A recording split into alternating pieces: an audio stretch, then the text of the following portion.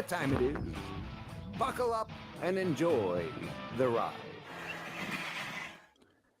And we are live. Greetings to our loyal WFYL listeners around the world. Welcome back to your Philadelphia live stream, only on the Freedom Station. I want to thank each and every one of you for tuning in once again, because you still have the right to hear and the right to be heard. Ladies and gentlemen, my name is Mike G. As always, with me are Philly Chris, Russ the producer, and Liberty Lee. And you're listening to Mike G in the Morning with The Law Matters. And you can listen to our program every Friday at 7 a.m. Eastern, only on the Freedom Station, WFYL. So let's be heard. I want to remind our listeners that you can participate in the free and open exchange of thoughts and ideas throughout the entire week by visiting MikeGinTheMorning.com. What's it called, Philly Chris? MikeGinTheMorning.com. How about you, Russ? MikeGinTheMorning.com. Liberty? MikeGinTheMorning.com. Special guest Michael Knight. What is it called? MikeGinTheMorning.com. That is correct, sir. You can check out all the shenanigans that Mike G and Philly Chris are up to throughout the entire week. Check out our videos. So tell your friends, tell your family, tell your barber, tell your Uncle Jerry, tell anybody who'll listen. So check us out at MikeGinTheMorning.com. I also want to remind our listeners about the powerhouse lineup we've got here at the Freedom Station. Kick off your mornings with Scott Adams, bringing you the Scott Adams Show weekdays from 9 a.m. until 11. We've got Dan the Man Bongino, bringing you the Dan Bongino Show weekdays from noon until 3 p.m. We've got the headliner, intellectual giant Ben Shapiro, bringing you the Ben Shapiro Show weekdays from 3 to 5 p.m. And finally, we love having him at the Freedom Station family. We've got Michael Knowles, bringing you the Michael Knowles Show weekdays at 5 p.m. So don't forget to tune in and show him some love. And with that, you know what time it is. Buckle up and enjoy the ride. Hit it, Russ. You know what time it is. Buckle up and enjoy the ride. We have a very special guest joining us on the Mike G in the Morning program today. The world-famous strength and conditioning coach, Michael Knight. Now, Michael is the CEO of Academy of Strength, and he's trained numerous celebrities, including Hollywood star Chris Hemsworth. He's coached the Detroit Lions, head strength and conditioning coach of the Detroit Redwings. And Michael pulls no punches. He refuses to mince words with his direct, no BS approach to changing lives through fitness. His mantra is change or die, so I guess we better change. Michael Knight, thank you so much for joining us. Gentlemen, my pleasure. What an honor it is. I was talking because of my, I guess, people look at me a different way. And then on Easter, Billy Chris reached out. It was Easter Sunday. And I told my clients, things have changed because God has now afforded me the opportunity to be on a Christian gospel station. So I must be doing some good things because God's allowing me to be here. And thank you so much, gentlemen. What an honor. That's amazing. You never know how God's going to work in those mysterious ways, right? You We can't never predict know. it. We make plans and God's laughing. So, Michael, a lot of people are familiar with your work today. You've really blown up through social media, and obviously your accolades, your accomplishments, we could go on and on and on.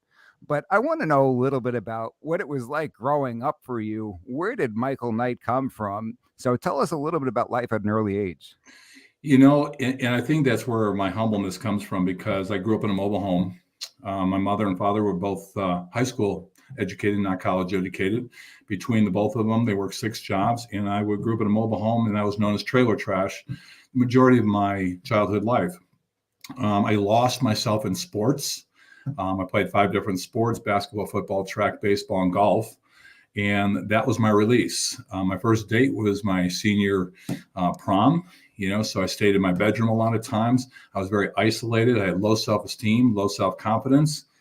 And you know what? Through the grace of God and the people God put in my path and my mentors, here I am today.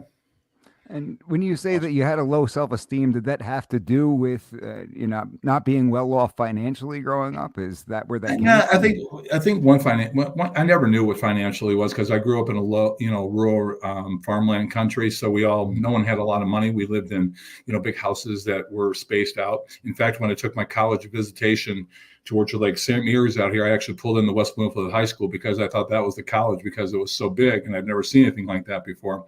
Wow. I think it's more that you just don't know. You don't have self-esteem. My mom was very protective of me, so I was kind of a mama's boy. My father was an alcoholic, so even though I loved him, it was just, it was an abusive relationship between my mom and my dad. I'm not going to lie, and she protected us. And I spent the majority of my time in the bedroom because of the fighting that was going on. But it happens. It happens everywhere we go. But it was more just. You're picked on, people make fun of you, and you just accept it. You're not accepting it. You're just sitting in a room and you're just thinking, you're just ignoring it because the only thing that's important to me is sports, and that's the only thing that got me through school. That's got to be really tough to go through as a child, dealing with that and, having to do the regular things that children have to do, whether it's, pass your classes in school and things of that nature. Was that a real struggle? Yeah, it was a real struggle, but my mom was she's probably the strongest woman I've ever met in my life. In fact, when I do motivational speech, she's the one that leads it. I may get there on the gift of being a strength and conditioning coach or a kettlebell instructor, but when I get there, they realize that my mother's the one that got me there. And that's what it's about. It's about finding your why. And she always was my why. And I didn't know that. Until later in life.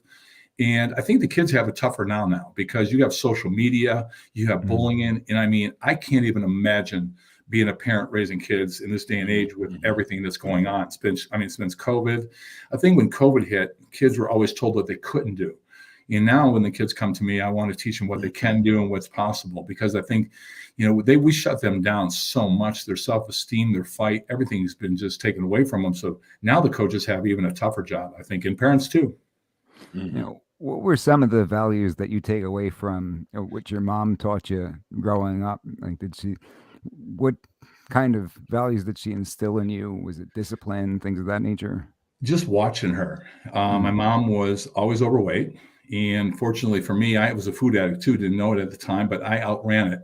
I mean, you got to remember, I'm 62. So back in the day, there was no phones, there was no computers. I still remember playing Pong on a TV set. That was our computer. And, we could eat whatever we want because our mothers would be on the porch at 10 o'clock at night with the streetlights coming on going, "Hey, Mike, time to come in." They're screaming. That's what we did. We never, ever sat. Now it's just the opposite.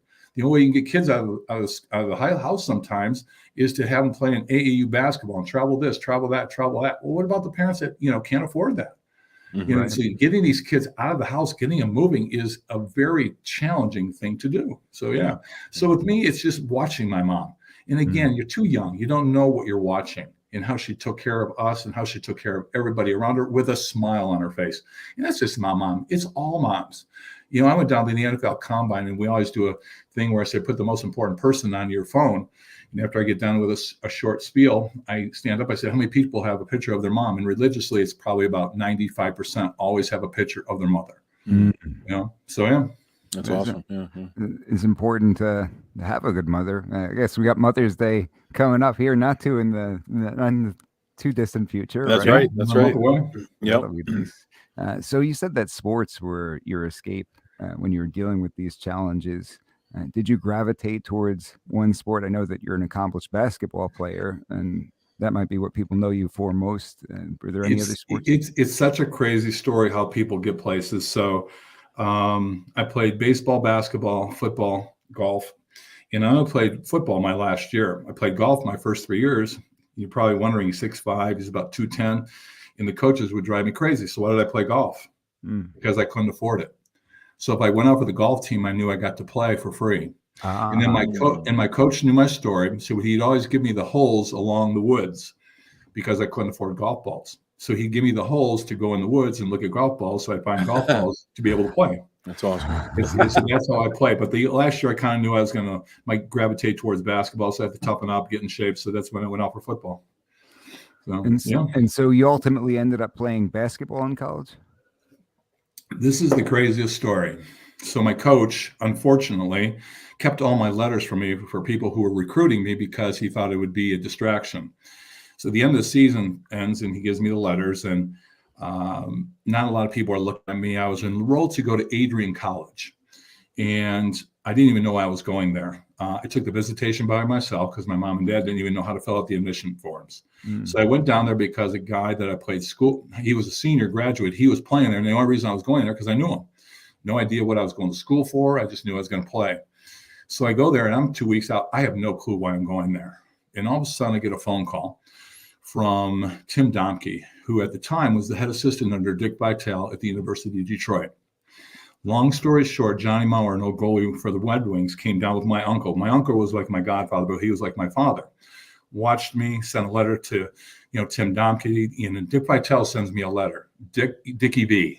Wow. I put it in a frame. I put it on my wall. I know I'm not playing at UD, but it was the greatest feeling in the world that someone knew who I was. It's awesome. So anyways, Tim, so I'm sitting at home and the phone rings on the wall. You still had the phones on the wall at the time. And they go, I remember those. It was Michael Knight. I said, "This is Tim Domke." I said, "I'm his head assistant under Dick Vitale at the University of Detroit. I'm starting a college basketball program. I don't have a team. I don't have a uniform.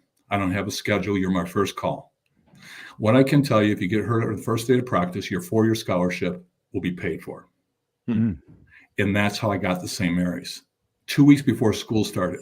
So I go to take the visitation. As I told you, I'm driving through this big town and I pull in the West Bloomfield High School thing, and that's the college. Yeah, but he was my first mentor because of the fact that, I had to come down he's at UAD. He knows all the pros, all Americans, college players. So now we have open gym. He invites me. He says, open gym starts this day. So I go down to play the first time. Now, I'm a left-handed player. I would love to play the game. I didn't want to practice. I was a horrible practice player. And when I got done playing that night, I sat at the end of the bench and I really contemplated quitting. I was so embarrassed of myself. So he comes over and he sits down next to me and he goes, "I can teach you the game, but I can't teach you what's inside you." And he looks over to me, hands me the key. I said, "What's this?" He goes, "That's the key to the gym. 5 days a week, Monday through Friday, from 5 to 9, you will open and close this door." Now, mind you, I don't have a job and I don't have money. Now I get a part-time job at a gas station. Back in the day, you had to, we had guys that would pump your own gas for you. Well, back time, you would take it and people would actually order $1 worth of gas back in the day, $2. Well, if they ordered $1 or $2, what you would do is, God, don't listen to this part right now. You would take the nozzle when they pumped 2 gases and you would just hang it there. It'd still be running. So the next car that pulled in and ordered gas, you'd start it at 2, give them 5, pocket 2, and that's how I was able to afford gas to go back and forth. Wow. So that's where I learned that I'm going to outwork everybody. Maybe the game will catch up to me, but you're not going to outwork me. And I think that's where it started. It was a fear of failure. That's where it started. Yeah. What did you study while you were there? But here's the kicker too. So now freshman year comes in, fined, not working. I never worked out with weights. I hated it. So I'd go in to renew my scholarship. They take money out. Next year, sophomore, same thing. Took money out of my scholarship, not working out. Junior year, same thing. Takes money out. Now I get to my senior year. And I was one of the favorites to go work basketball camps. I was, the personality I had now. I just loved it. And there's stories I could tell you about that. So the coach from the high school there and Tim called me into the office and they said, "Listen, we see a bigger future for you than playing basketball. Now you're not going to start. You're going to catch a lot of flack from the guys on the team, but we want you to coach the JV football team." I go, "I don't know anything about football. I played 1 year." He says, "No." He says, "We just like the way you handle the men." And these guys are staying at school. So the kids that were going there were going to a boarding school. It was an all-guys high school. Well, it was a very powerful high school. So guess what head coach has to do? The coach has to take you to the weight room. That's when I started. Wow. That was the first time I ever stepped foot in the weight room. Then I had a guy who was built like Arnold Schwarzenegger on the team. His room was next to me and it was a cement wall. He had a dumbbell under his bed and he would take it. And at 8 o'clock in the morning, he would just start pounding on the wall and wake me up and drag me there. I went from 221 pounds. By the time I started my senior year, I was close to 240. My confidence and the self-esteem grew immensely, and people looked and treated me different. Right. And I never let go of it. As I'm sitting on your station right now, and there's a Bible here, my mom up in heaven, I have not missed a workout since that day. Wow. I have never taken a week off. Broke my hand, doesn't matter. I'm going to find something to do because that was my medicine. That was my escape. So I replaced it with sports, and that was a release. And we just, we go to the weight room with what we knew. When we graduate, that's, what you think, I go to the combine and I'm looking at players, I'm going, you guys don't even know what you're doing in the weight room. When you think about it, you played baseball. We go to the weight room when we're in high school. You're not going to get a great strength and conditioning coach unless you're at some top school, which is not going to happen. Sure. Then you go to college, and unless you're playing at a Division I like Michigan or Alabama, you're not getting anybody there too. So by the time you graduate, they expect you to know what you're doing in the weight room when you go to college. When you're done, that's it. You take that knowledge and you go on with life. The last thing you have, though, but the only thing you're leaving with is no accountability now. No one's going to tell you get out of bed, show up, do the work. That's what America's was. That's what we're missing. There's no more accountability, not even on our pro athletes. Look at our pro athletes. Sure. What was their accountability? They have coaches. They get paid. They're supporting. All of a sudden, the game ends. What happens? There's no more accountability.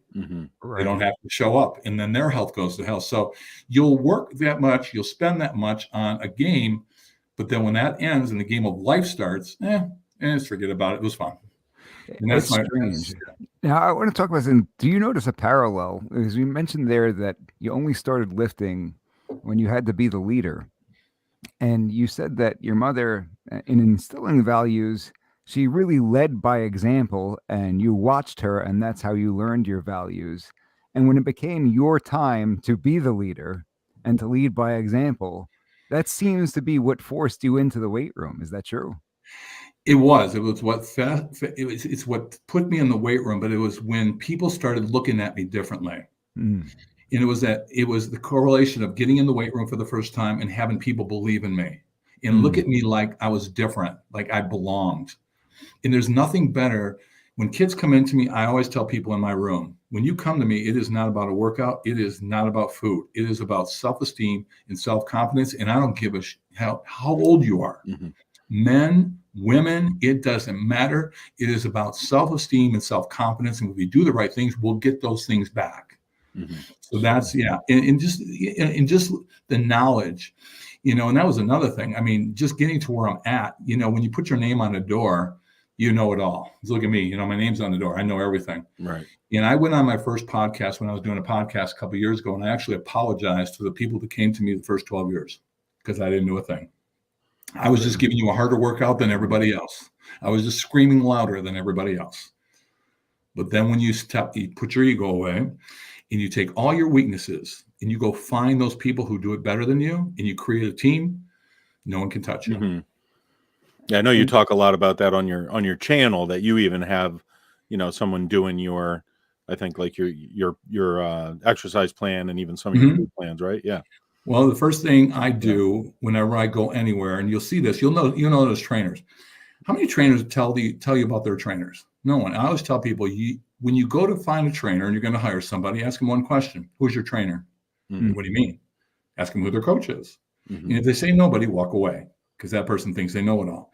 My coach has a coach. His coach has a coach. His has a coach. I always start. I'm here because of what Denzel Allen, Power of Strength on Instagram, taught me. He is my coach. He was 7 years ago, 8 years ago now, running strong. He writes every single one of my workouts for me, my athletes, people with handicaps. He does everything. I do what I do best: teach, coach, and motivate. I have my own chef and I have my own nutritionist, PhD Michael Paul. So he writes my food. I have someone cook it. I put it in my mouth. Denzel tells me what to do. I go in the gym. I do it. I'm just like you guys. I just follow direction. If you follow directions and you have great coaches, you'll be successful. But if you're going in any department, whether it's nutrition, fitness, anything, without a plan, good luck. Good luck. Speaking of a plan, what did you anticipate doing after you finished up in college? Did you plan to simply coach organized sports at different levels? Oh, no. You can't believe how I got here. So when I graduated, oh, God, turn your head again, please. I had a fascination with wanting to be a sportscaster. So I went to work for, I went and I interned at Channel 7 ABC here in Detroit. And they said, well, you already graduated. You need a letter to get into the internship program or get a job here. So Father Cliff was a great communications arts major. I mean, teacher. He was phenomenal. And I'd always go in his house, and it just happened to be in his, they call it the castle, his office. He left the room, and I'm sitting there, and what's on his desk? Letterhead. Well, I told you, what are they going to do? I mean, what's it say? So here's the best part. So I grab a couple pieces of letterhead. I forge a letter. And remember, they didn't have it was the Hunt and Peck typewriters. Right. Had misspelled words in the letter. That's great. But so I went down, I interviewed you, and lucky for me, I could play softball, and they had a very serious social media team. So they go, well, we're going to hire him. So I worked at Channel 7 as an intern every single weekend for 2 years for free, 3 to midnight. Wow. Because I wanted the job so bad. So what did I do all the time? So I worked in a bar, and that was it. I was living at home with my mom and just, had no job. So then finally, when I told them I was going to quit, they hired me. I'd stay there for maybe another 2 years. Found out that's not really what I wanted to do. Went to work. My first sales job was with Kraft Retail Foods. And I swear to God, every year after that, maybe a year and a half, I'd switch jobs. Mm-hmm. So I got to about 30, 34, 35, and I've been fired for the second time. Now I'm thinking to myself, and it was a good paying job. I was in medical for about 8 years. And I got fired, and I'm thinking, okay, my resume is so large that I have to take jobs off because I had job hound so much. I'm sitting there and going, no one's going to hire me. They're going to look at me and go, who's going to hire this guy? So I'm collecting. Here we go again, God, turn your head. I'm collecting unemployment for 56 weeks. Mm-hmm. I'm working under the table at a bar, and I said, I might as well start trainings because a couple of my clients asked me to start training. I said, sure. So I was training a couple of people, collecting unemployment, working in a nightclub. I was almost making more cash at that point because everything was cash business, even the personal training business. Right.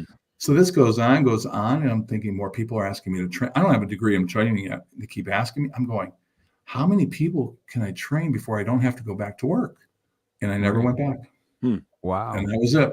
So I just started because I was charging $30 an hour. I was training in groups, and I was just more intense than everybody else. And that's how it started.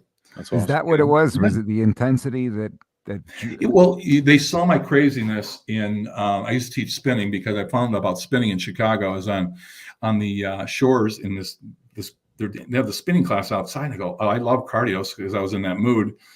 And so they were going to start a program at the gym. And I go, how cool would it be to teach a class and get paid for it? So that's where I go. And I was a lunatic in spinning. I mean, a lunatic. And I had one time I was dating a girl, and she was in the spin class, and I would do a combination spin class, and then we would walk out. We would go into a yoga class. Well, in between, I made a fun thing. So I said, now, if you guys want to do yoga, my twin brother will be next door. So I go downstairs, I change clothes, I grab a shake, I go in the yoga class. After yoga class, the girl comes up to me and goes, you are nothing like your brother. I said, honey, it's the same person, but that's the kind of intensity I have. Play music, go crazy, and they love you. So it was fun. So that's why I got started. So people would come to my spin class, and then they'd see me training, and that's kind of just correlated over. So I told people, if you want to get better, just go to a gym, be a great, teacher for classes, and they'll follow you like the Pied Piper. If they love you in class, they'll hire you as a trainer. That's where you get to start instead of trying to sit there and beg people to train with. That picture you show of yourself when you're heavy on the Instagram, when was that? Like, when were you at your heavy? I was 36 years old. Okay. Yeah. 36 right. Years old, and the doctor was in my class, and he must have said, I don't know, 20 times. He said, when's the last time you had a physical? Yeah, whatever. He goes, no, really. So, one time then, his doctor, I mean, how many times the doctors call you to schedule an appointment? You're in trouble. So they call our producer Russell. So he goes, I'm calling to make your appointment. So I went in, did the physical. And it's been 15 years since I had a physical. What am I going to the doctor for? I have no problem with me. And so he called me back 2 weeks later, and the nurse says the doctor wants to see, and he walks in. He's one of my students, so he knows who I am. He looks at me, he goes, "Hey, I'm going to tell you just like you tell everybody else. You change, you're going to die." And I got in the car, and I don't know if you've ever felt that way. Where you sit there and you have this like deja vu feeling, like you got that like sickness feeling. It's like, where do I start? And again, it would happen in threes. So I got that message, put a pair of shorts on, and I looked in the mirror and was like absolutely disgusted. Like, how in the hell could this happen? And then there was a trainer at my gym before I started training that always was bugging me. Come on, let me train with me. I know everything. I'm benching, 405. I don't need you. Get away from me. It's like being on the golf course. You got a bad swing, everybody wants to fix it. Right. And so the three of them happened all together. They say things happen in threes. So the threes combination, and it just kept moving from there. But how did you get to that point? You're teaching spin classes and you were lifting weights. It doesn't matter. Yeah. So it didn't matter. I mean, you don't know, because everybody would think I was a football player. So I was 336, but I look like I'm, like I'd be on draft night tonight. Gotcha. And you get caught up with that. Oh my God, where do you play football? I mean, you must be a football player, because I was working out. Right. I had a 39, 40-inch waist and a 54-inch chest. I looked like a football player. I didn't train legs. Of course, we didn't train legs back then. Maybe the leg press. But, you had the arms and the shoulders, and you just went in and just lifted heavy stuff. And back then it was a whole different game. There wasn't Instagram. Everybody was walking around with their clothes off and, things like that. But yeah. And what was your diet like back then? What were you eating? Just everything? Oh, so you guys might be a little young. Do you remember the Beverly Hills Billies? Yeah. Oh yeah, I remember that. Yeah, Please say you remember the. Geez, come on. I remember. Okay. I know what you're talking about. Jethro? Yeah. I'm the oldest one on the show, though, Michael. Yeah, I'm the oldest. I used to call it. So my mom had a salad bowl, and that was my cereal bowl, and I'd eat a box of Cocoa Pebbles every single morning. Get out of here. My mom would pack lunches. So the big sandwich for me, because I'd always be on the go, was 1 pound of bologna, Oscar Mayer bologna, on Wonder Bread with butter and Fritos packed in and smushed together, with bush beans next to me where I could dip it and eat it on the way. I'm not making this stuff up. Then I'd get hot lunch. Then I'd get hot lunches. Then they had It was like, if it wasn't moving, I was eating it. This might be a good time to play one of his Instagram videos, maybe, because you do a lot of the stuff on there. I don't know if we want to do that or not. Did you ever go back, Michael, and do the math and see how many calories you're putting in your body? It's just, and that's why I went back to those restaurants, because I stopped one day and I'm just I think what it was the Chick-fil-A line that just snapped me. I said, this is ridiculous. And I'm just watching who stands in line for an hour to eat a piece of chicken when there's a grocery store right across the street. Well, that was me. We're just doing knee-jerk reactions. It's like when I started training kids and they started doing amazing things. I call Michael Paul. I said, Michael Paul, you're not going to believe what these kids are doing. He goes, why are you so surprised? Their brains are not hardwired. They don't know. You put a good teacher in front of them, we've all had them. Those kids will run circles for you. But adults are so hardwired. It usually takes us a catastrophic event. You get bad news. And then what happens? Where do you go and who are you going to get answers from? Right. That's the key, because, it's like, you go to the doctor. Well, hey, you need to lose weight. No kidding. Hey, you need to strengthen your core. Well, good. Could you show me? And that's true, right? Yeah, that's true. It's like everywhere you go. Sure. And so, notice that unfortunately, a lot of these doctors that, they're not eating right. They're not exercising. Oh, half of them are half dead. Yeah. Yeah. I remember my mom was on ICU one day, and I'm in the corner in her room, and all of a sudden I see the nurses station. There's like 10 people back there, and they're talking about ordering 3 pizzas. And I'm in an ICU unit, and I got 10 overweight nurses going to a pizza. So I popped my head over, and I go, I said, I'm thinking, should I? Of course you do, Mike. So I lean over the top of it, and I go, are you serious right now?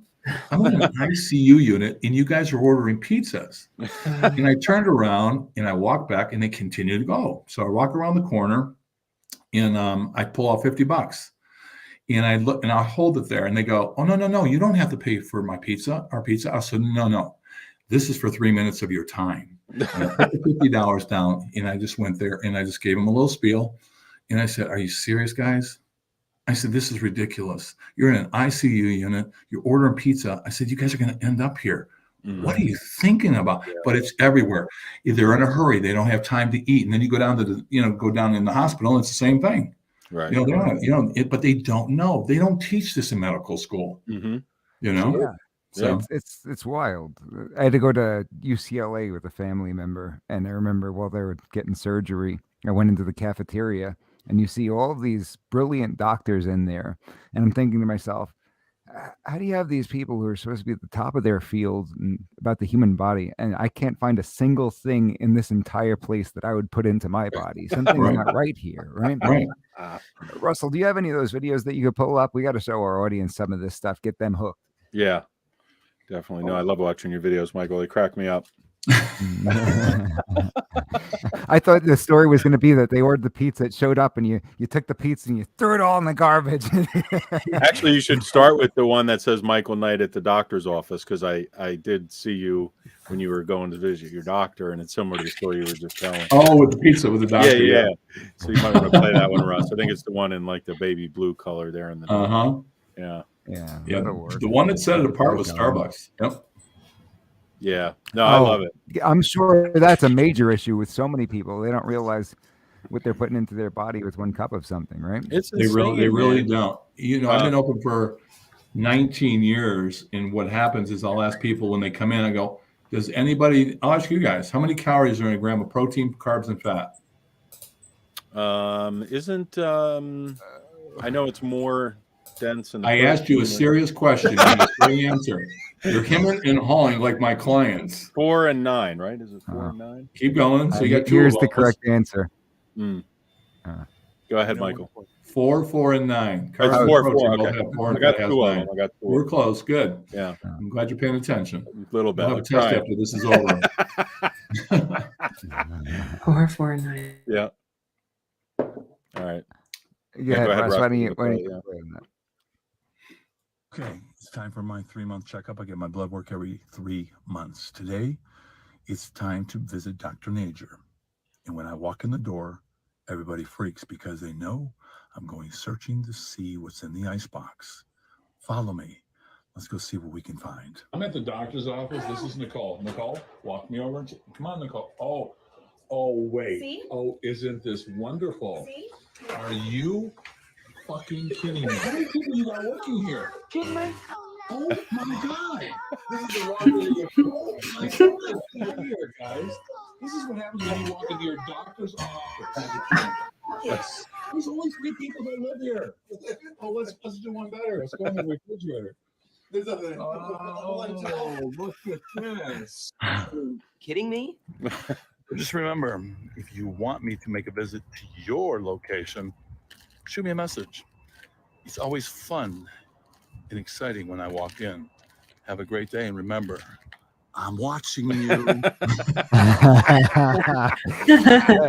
love that. Who does you do your editing, or you have somebody who does it, or? I shoot everything. Yeah. And I shoot it, and I have a couple kids that just started up, and they put it together. They send it back over to me. Oh, that's cool. So yeah, I make my own stuff up and come up with these ideas. Like I'll wake Lori up about 3 a.m.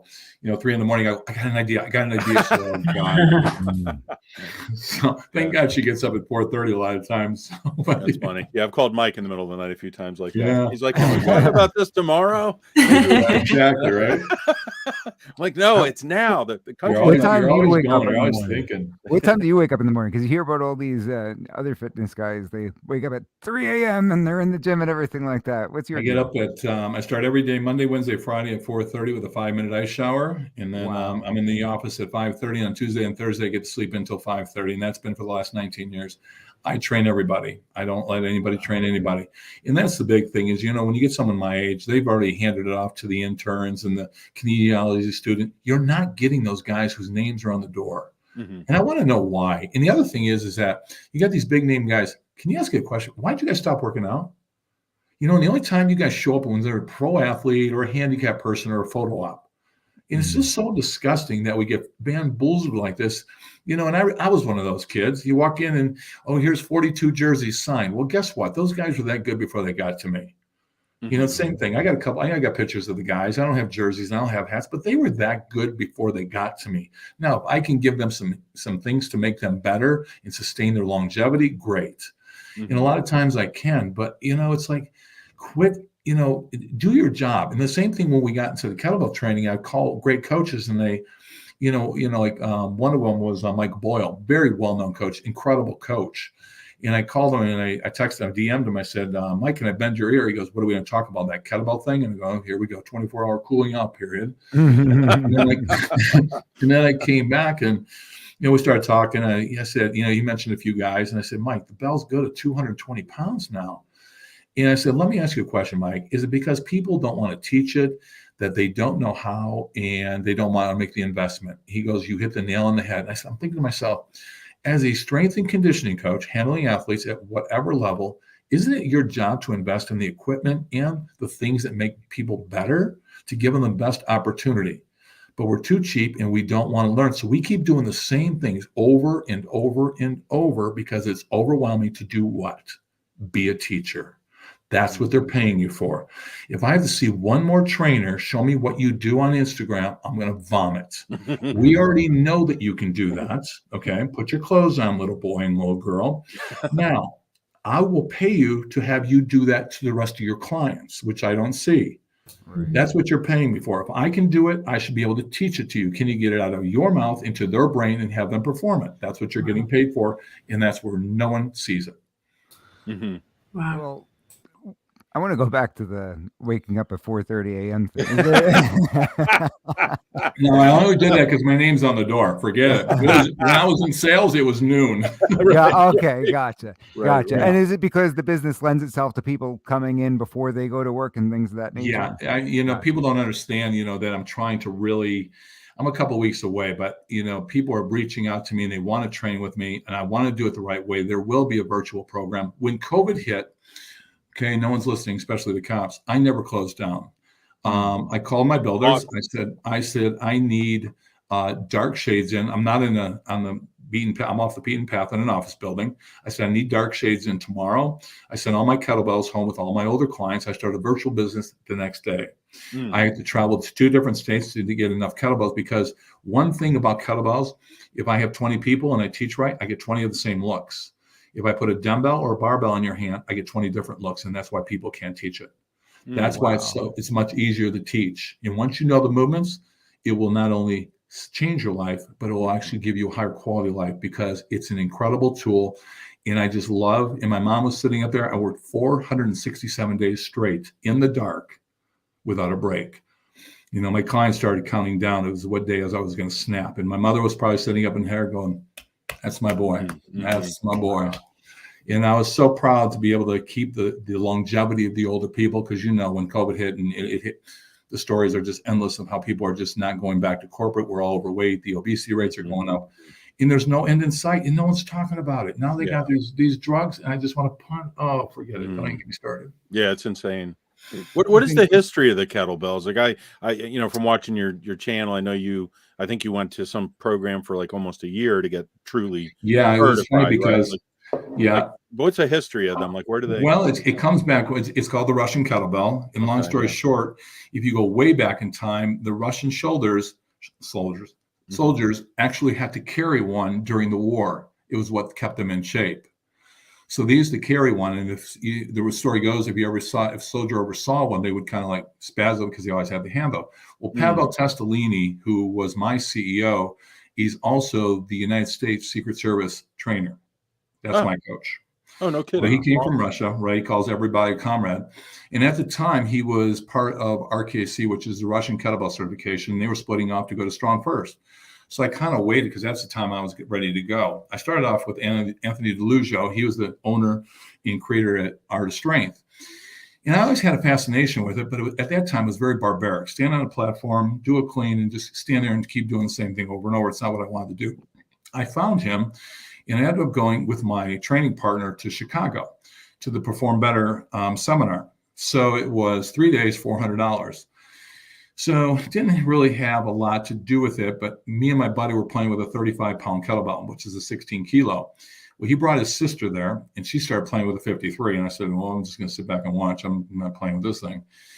And afterwards, we went up to him and says, do you teach certifications? He said, we do. It's a 2-day certification, $1,600, and starts in 3 weeks. At the time, I'm in debt. I'm already on a credit card debt. Living in, I'm just running bills up. I have no money coming in.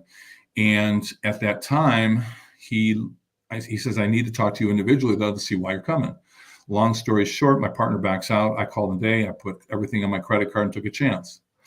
Get the training. The first thing they do is they put 6 people up in front, the trainers, and they take the 6-minute test. I don't know why they're doing it. I remember I'm the only one in the class that really hasn't touched a kettlebell. Mhm. So they get done doing this, and he says, "Okay, everybody, grab a bell, let's go." And I went to grab the 35, and Beth Chamberlain, look her up. She was on the guiding light as an actress, and she goes, "What are you doing? That's mine." And she pushes out of the way. She hands me the 53, and we go. I do my first 10 kettlebell swings. I walk in the bathroom. I vomit.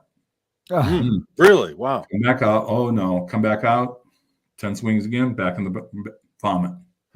I come out. She looks at me. She goes, "Don't worry. We've all been there before." That's the intensity of that tool. It took me 9 months to get in shape to pass that test. Wow. Now, that's the thing, the problem people don't realize. When someone puts a kettlebell in your hand and they're not certified, they are changed. It's incredible. They're playing with your life because it's the only certification that's physical. So people will come there and spend the money and they will not pass the test. But then when you pass the test, what happens? It took you X amount of months to do this. Now you're ready to go put in someone's hand tomorrow? Good luck. It's like it's like the resident just graduated. And hey, by the way, I'm performing open heart surgery on you tomorrow. Hey, go swing this thing over your head and see. Right. So it usually takes a good 3, 4, 5 years for someone to really understand it and be able to teach it. And that's the nuance. It's not, you cannot, and this goes with anything. People, your audience, please listen. Instagram is for entertainment, and it should come with a disclaimer that don't try this at home as number 2. You're not going to be able to do these exercises. Do not look at them. Don't ask them to DM you for a workout. Don't buy their videos because you will not be able to do this stuff at home. Don't waste your time. Don't waste your money.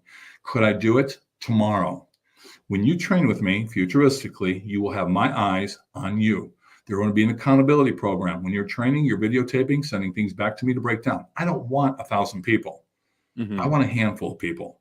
Yeah. Because in the people who are reaching out to me, these are 300. I mean, the people I've changed and you don't know how you get to people, but people just, they're tired and fed up of just being, babysat and told cutesy things. And, it's like, let's get real. It's like when you're training a 50, 60, 70-year-old people, they want to live. But these trainers that are young, they just want to babysit them. My oldest client was Gene Miller and his wife, and he was 82 and she was 80. And they came to me. Gene Miller is the ex-CEO of Comerica Banks. He was with me 2 weeks, and he said, "If you ever need money, let me know." Nice. To find those people who you get to train for an hour. Let's give them a call now. Yeah, exactly, right? Lois and Gene Miller, they were my favorite. They're the only ones I never yelled at. They're the only ones I never yelled at. But when people get in there, do you think that sometimes, particularly earlier on, when you weren't quite as famous, do you think that there were people who walked in and it kind of turned them off? They weren't ready for somebody to be so honest with them, and they couldn't handle it? You're going to have that. It's like you learn as your confidence goes up. You can't really go after people when you don't know everything. You're not solid yourself. You're just better than the other person. Like I said, it wasn't until I really, and I'll get how I got back there, but it's like they had nowhere else to go. They just knew my passion. I was just more passionate than the other one. It's like a guy called me from Philadelphia the other day, and he's a young man. He owns a gym with his wife. And he says, "I'm amazed at how many people you can train. What's the secret?" I said, "Let me ask you a secret." I said, "Tell me your program, this and that." And I said, "Well, tell me a little about it." He says, "Well, we do strength for half an hour. And then we give them the option of doing cardio, or they can do another half hour strength." I said, "Okay, how many other gyms are around you?" He go, 2. I said, "What do you do different?" I said, "What do you do different?" They didn't have an answer.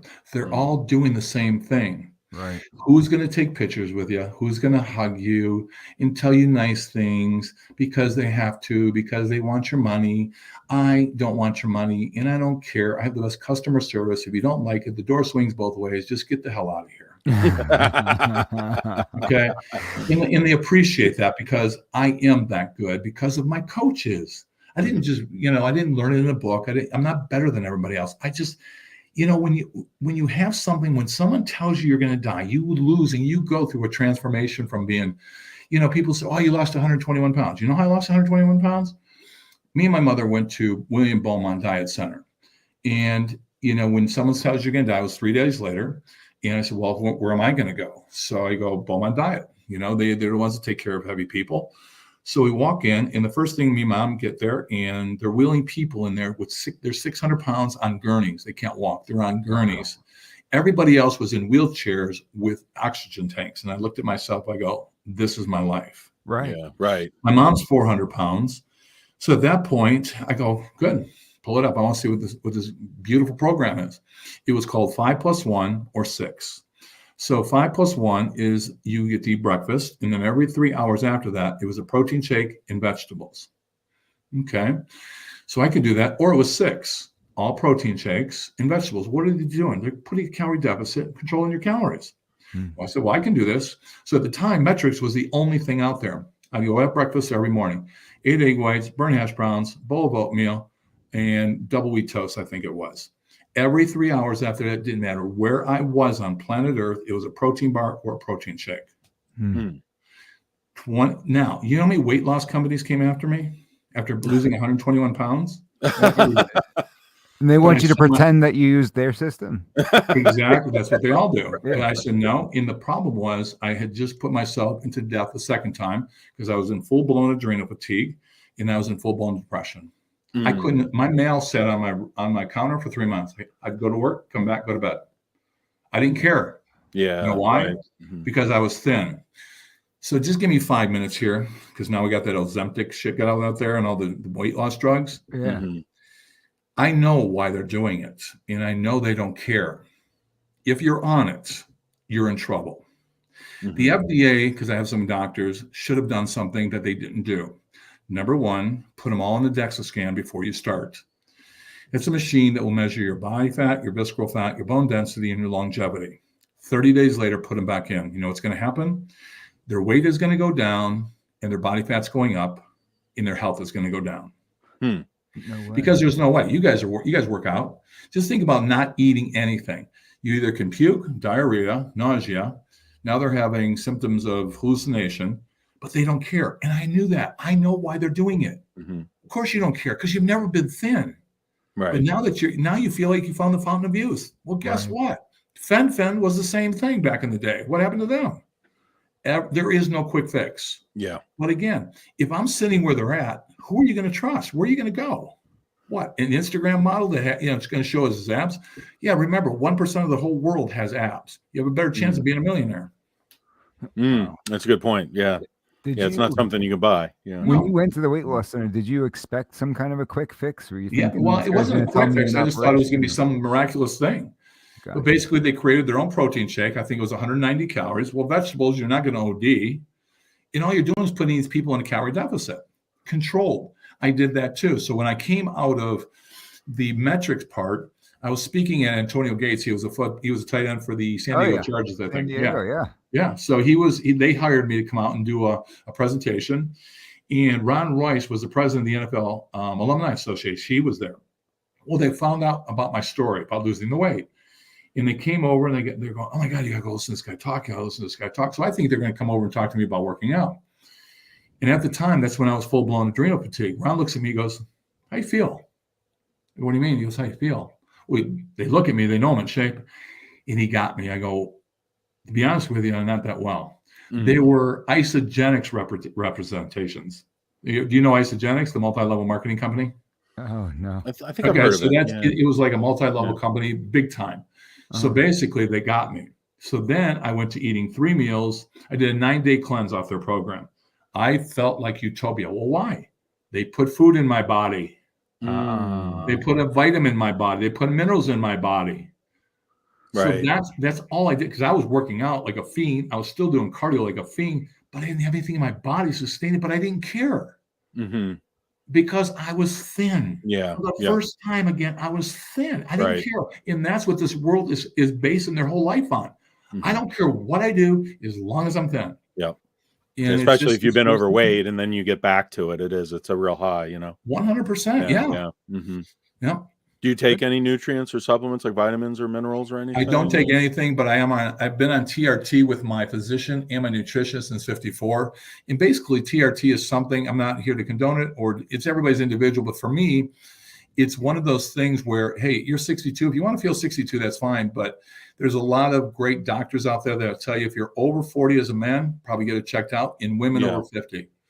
So that's the only thing that's, and I do my blood work every 3 months, go back in and out. They adjust anything I need, but that's the only thing. But I don't go to restaurants. I don't eat out. I don't go anywhere. I'm different. I walk around with water bottles. Wow. Mm-hmm. Is there a lot of meal prep involved? You know, I like to cook, and I got some great recipes. And then I have a chef who's a gourmet chef. She'll take my macros and surprise me. And then this is a kick one. So when I spoke at the NFL Combine, Jimmy Kimmel is there. He's the president, the one here in Indiana. Jimmy, what do you guys do for food? He goes, what do you mean? He says, well, they stay at the hotel and they eat the hotel food. I go, you mean the bar, the breakfast bar? He goes, oh. So at the time, I had heard about this guy, Todd Abrams, that owned a company called iconmeals.com. And I looked it up and I said, wow, this is incredible. I said, you can customize your meals to whatever macros and food you want, and they put it on your doorstep 2 days later. Wow. It took me 13 calls to get to him. I said, I'm not leaving a message. I need to talk to him immediately. When he got on the phone, he basically funded the first NFL Combine that I was and brought in food for all the guys. That's amazing. But it's a no-brainer. The food is incredible. You go on iconmeals.com, you go to custom meals, and pick your food out. 2 days later, it's on the doorstep. When I saw the video where you were traveling, you were putting those in your luggage, right? In your checked baggage, right? Well, that's what I did when I had the chef and before I got Icon. But then what I do now, and this is how I travel. Or they were waiting for you at the hotel. That's right. Yeah. If I'm going to do something for 3 or 4 days, I'm going to be out of town. I order my meals, and when I check in the hotel, they're sitting there. People say, you're crazy. I go, do you know what it costs me to eat out? Go on vacation and take your family out to eat, and then tell me if I'm crazy. The food's there. It's done. In fact, I checked in for the second speech at the NFL Combine. The girl goes, I remember you. I go, how do you remember? You're the Icon guy. I said, she remembered bringing food to my own, to the party. Funny. Wow. That's very telling of society now, though, that people don't think that way. They don't. That and that's just where, go eat. Yeah. And no one's going to tell you to do that. They're going to think you're weird. But when they see what I've gone through in the process at the age I am, it's not that I'm 20 or 30. I'm getting stronger every day. Because I don't do stupid stuff. I have my coach, he writes the workout. It's incredible. If you go in without a plan, it's one thing to have a plan. If you don't know how to perform the plan, you're still in square one. Mm-hmm. I mean, I will tell you, if I went to the gym, in fact, I had to pull it off. So I went undercover. Oh, geez. Instead of going to the restaurants, I went to health clubs, and I was going to take videos of people exercising. I mean, literally, I've been there 10 minutes. Literally, and I'm not making this up, I would say that 90% of the people in all health clubs have no clue as to what the hell they're doing. Mm-hmm. No plan, just lifting weights. And it's such a shame, but we're all that same guy. We go from high school to college. So here's what I know. Oh, and then you go look on the board and, this guy has 17 certifications, so I'll hire him. Right. No, he read it out of a book. So if I had advice for anybody that was watching to pick somebody, how do you choose a trainer? Pick someone that's about 10 years older than you, maybe 15, that understands what he's doing. And, just talk to them and look and watch. Like I said, if you go on my Instagram, which is Join Michael Knight, watch what I do. You will never see 2 reps done differently. You will never see me set up 2 times differently. Mm-hmm. So when I won the world title the first time, the Tactical Strength Challenge, 3 events, it was a kettlebell snatch test, pull-ups, and deadlifts. Now think about that. I'm 54 years old at the time. I weighed 253 pounds. I did 16 pull-ups, pulled 470 pounds when I never deadlifted a day in my life, and did 154 snatches in 5 minutes. The certification's only 100. So people said, well, how did you do that? I said, because I had a coach that was worse than me. He's incredible. And his attention to detail is what wins. Think about golf. Think about any sport, anything you do in your life. Who's going to win? The one that pays attention to details and knows what to look for. So when I coach, it's second nature to me. I could pick it up a mile away because of the tools they have in their hand. They're all supposed to look the same. If they don't, I can change it and correct it immediately. Mm-hmm. And that's awesome, do people ever get irritated with that level of attention to detail? Not irritated, but frustrated maybe, because they weren't looking to push themselves quite that hard. I think it was Nick Saban who said that the toughest thing for great people to do is get along with mediocre people, because the successful great person wants to always take it to that next level and will be willing to do things that the mediocre person will not. Have you ever run into that where you've got a client where they're just frustrated with your attention to detail and being a perfectionist, so to speak? Are you kidding me? If I had, my clients come to me half of the time for entertainment. If I had a reality show, they all said we could have a reality show, because on a scale of 1, you're hearing my passion at about a 2. I don't change what you see in those videos on Instagram. That's me. And I don't care. My job is I know more about my clients than they know themselves. And what I tell you, when you come to me, I'm not looking at you today, next week, next month. I see where you're heading in 5 years, and I'm not going to be here, and you will not find another me. Right. And it's very frustrating, and I can say this and I'll play it back for them. How do you come to my gym? I give you chefs, the best training, the best programming, the meals, everything, and you still fail. Because their brains are hardwired. Something's more than important. And that's why I always ask, what's your why? So when they say, oh, my kids are my why, what did you have for breakfast? Nothing. Well, it must be important. All you have to do, and that's one of my biggest things, I always ask people, what did you have for breakfast? And everybody says, just lie to them, just lie to them. It's like, how do I give you the information and I give you choices and you still want to do your own stuff? Right. What don't you see? I like that one favorite video. breakfast? Oh, sorry. Go ahead. Yeah. What's your favorite breakfast? I have two favorite ones, and this is a great recipe. So, do you like egg whites? Of course. Okay. You like oatmeal? Sure do. All right. Listen, guys. This is like dessert for breakfast. You take a quart of egg whites, put them in a blender. You put a cup of oatmeal. Now, for women, that'll be 2 servings. For guys, it'll be maybe maybe 3/4. Okay. Mix it in a blender. Heat a pan. Put it in a pan.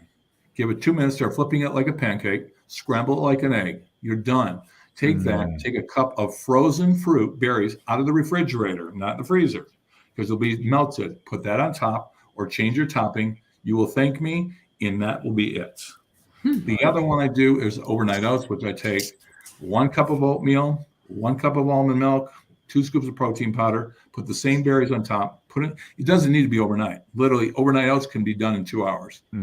It's like eating candy. And if those 2 things don't taste good to you, then you should be committed to an insane asylum. We probably should be anyway. But How do you, we may have been separated at birth. Have you ever tried mush, the pre-made overnight oats? Mush? Why would I need pre-made? I can make my own. He got you, man. Are you that lazy? Jesus. I have a question. Michelangelo over here. It's like he's a purist. How do you feel? How do you version. feel about like dark chocolate things on top? Just a tiny little thing of dark absolutely. chocolate. Absolutely. Okay. My chef will do that once in a while with that. She'll put frozen little chocolates inside, and it's perfect. Or even drizzle some chocolate on top. Absolutely. Okay. Good. One thing I did want to ask you about, Michael, this might be an opportune time, but our producer actually had decided to lose some weight, and he came up with his own plan, and I think he lost like 50 pounds. I just want to get your thoughts on this, but basically, how long did it take him? Russell, Russ, are you there, Russ? Why don't you ask him? Get it from the source. Russ, please talk. Yeah, why don't you tell him about your diet plan there, Russ? Is he not going to talk? Oh man, now he's hiding under a desk. Come on, man, you gotta. Russ, I'll come through the screen after. Right. Don't mess with him. Let's just say it's not good. Silence is not good at this point, Russ. They're giving you a plug here. Come on, step up. Come on, Russ. Turn your mic on. You got 5 seconds. Otherwise, I turned my mic on. Okay. There you are. So tell him what you did. Yeah, tell him about your plan. I mean, what I did. When you lost all that weight a few months back, the diet plan and how you executed it. I mean, you did have a lot of discipline, and I'll give you that. First of all, let's find out where did you start at? What was your weight at, Russ? So my top end weight that I've at least recorded, it was 330. Okay. Now give me your diet and how you lost the 50 pounds. And somewhere in 2019, I gave up drinking soda. Okay. And that took me down to I think 310. Okay. And then I started on this I wouldn't exactly call it a diet. You shouldn't. Very good.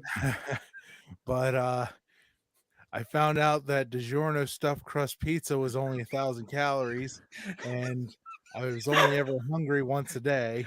So Hey, Russ, can we shut your microphone off now?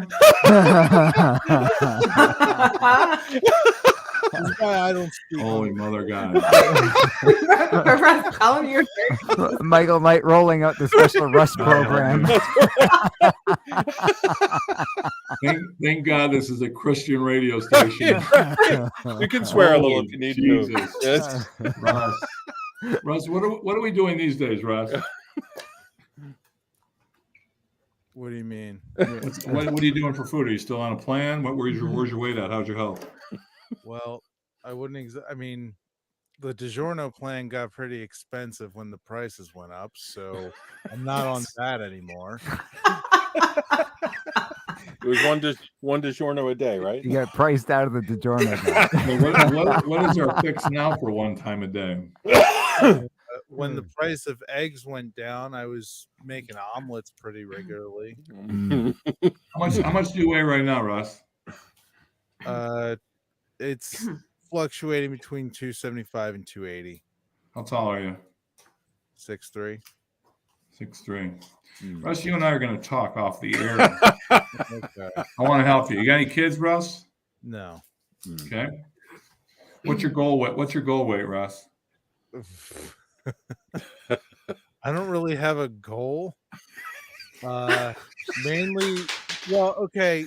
Listen, there's a method to the madness. I Just don't drop have your a pen, goal Michael. Yeah. He gave up. That was me. Sorry, guys. because that would make it so that I would be like, okay, I reached my goal. Time to stop. Hey, Russ, I just need the news, not the weather. Oh my All right. goodness. What do Yeah. you think? Do you have a goal weight in mind for Russ, Michael? How tall is he? 6'3". 6'3". 6'3", probably 190, 200. Here's the problem. The reason that he lost 50 pounds, he was in a calorie deficit. Right. You can eat, it doesn't matter. You know, people say, well, I love when people say, well, what there is no diet. Okay, let's all put ourselves in a time machine like we were back to the future with, Michael Fox. And in 1980, you get out of the car, you go in the grocery store, and you make an intelligent decision. This thing with all these people with the carnivore diet, the intermittent fat, where the hell were we doing back in the 80s? Mm-hmm. Because now you're overweight and now you're scrambling to find the quick fix. People, there are no quick fixes. Number one, the first thing you do is go ask yourself, is this sustainable for the rest of my life? Now, eating DiGiorno pizza one at a time, yeah, it's sustainable, probably. Yeah, all over that one. But again, what kind of quality? See, again, how old are you, Russ? 29. No wonder. There we go. Yeah. Okay, so you're not scared yet, Russ, because and if you are, Russ, did you ever think about asking anybody for help, or you're just trying to figure it out yourself? Because that's what the most world they're trying to figure it out themselves. Is that what you're trying to do? Yeah, I'm trying to figure it out myself, and instead of go on a diet, I'd rather just change my eating habits. Russ, because these guys bringing me on the show, you guys he has my number. Russ, you and I are going to do some work together. That would be awesome. Yeah. Ask for anything. Aw. That would be an accomplishment. These guys are good people, and this is what I do. In fact, it was funny, not funny, but before we got on the show, I did a challenge, an exercise challenge on Instagram, and the guy sent it to me right away. And incredible guy. And then I said, "Are you available?" He says, "Yeah." I said, I jump on the phone. He starts calling me sir, like everybody else, drives me nuts. And I said, God, I said, "Where'd you get your training from?" This and that. And he tells me, he was sick and got into kettlebells and doing all this. And I said, "How old are you?" He goes, "Well, I'm 37. I said, "Well, the thing was only for people that were, 30 and under." And he goes, "Oh," I said, "How many kids do you have?" He goes, 4. And I wrote them down. So there's Lame is 5. Another one that's 3. Another one's 8 months. And the other one's 7. And I said, not only am I going to allow you in, but I'm going to give you $200, not $100, because you got 4 kids. Wow. Awesome. And he tries, and you just hear these people's stories because he can matter in someone else's life. Mm-hmm. So the problem, you can't figure this stuff out by yourself. You will go brain dead. Right. But again, okay, if you're not going to figure out, who are you going to trust with your life? Mm-hmm. People in my life, I trust with my life. If you think you have a nutritionist, good. I'll bring my team. We'll embarrass you. That's how much confidence I have. That's why I can stand at the NFL Combine, stand in front of the Fox, because I have the best team. And it took years. You know, usually you meet someone and you lose 5 pounds. You think you found the disciples of God himself. No, you found someone that got you to that point. Don't stop looking. And our knee-jerk reaction is you see a girlfriend or buddy of yours lost weight, and what do you do? Oh my God, what'd you do? I'm going to do that. No, you don't. Right. In 9 chances out of 10 now, if these people are losing weight and they never have, they're going to lie to you because they're probably on the drug. Mm-hmm. It was amazing. I wish I could find the text. So I'm going through this, and a lady reaches out to me. She says, I saw your story on Ozempic. She says, I'm desperate because in my job, I have to have a waist of 35 inches. Well, if someone told you had a job of 35 inches, what would you think? Stewardess, I don't know. Yeah. Yeah. What's holding you for? And she goes on, you know, a lot of my my partners are going to this medical clinic, and I think they're on the drug you're asking for. And she goes, I'm feeling desperate. I don't know why I'm reaching out to you, but I just thought I'd talk to you. And I texted her right back. I said, could you jump on a call? She goes, yeah. I said, by the way, what do you do? She goes, I'm a Texas Ranger cop for the Department of Security for Texas, but I head up investigations. How about now we're sending our cops to get weight loss drugs to do their job? Wow. What is next? What's next? But that's how desperate everybody is. And this is the doctors who are giving it out like it's candy. Yeah. You know, it's like, where do we stop? And they don't know the long-term effects. And I get it. Again, I've been there, you know, and there are some people, you know, I have people in my class. I said, you know what? I think you need a jump start. Take a look at it. You know, if your doctor doesn't recommend it, I have some great doctors, but 30 days. You need to feel good about yourself that something's going in the right direction. But they're working out, and you're probably lying about their food. But again, if you get on the scale and it's not moving, but the biggest thing is, especially women, if you're not losing weight, you're exercising, 2 things. How's your stress? How's your sleep? Because if those 2 things are not in order, doesn't matter what you do. Sleep is your number one supplement in the world, and your stress will do that too. Because I know that from Michael Paul when my mother passed. You know, I was getting ready to compete, and my body fat started going up. You know, I'm thinking I started changing my food, and I called him up. I said, He goes, how you sleeping? I said, I'm not. He said, how's your stress? Sucks. So there it is. Don't change your diet. Don't change things. We always go back to the food when something doesn't move.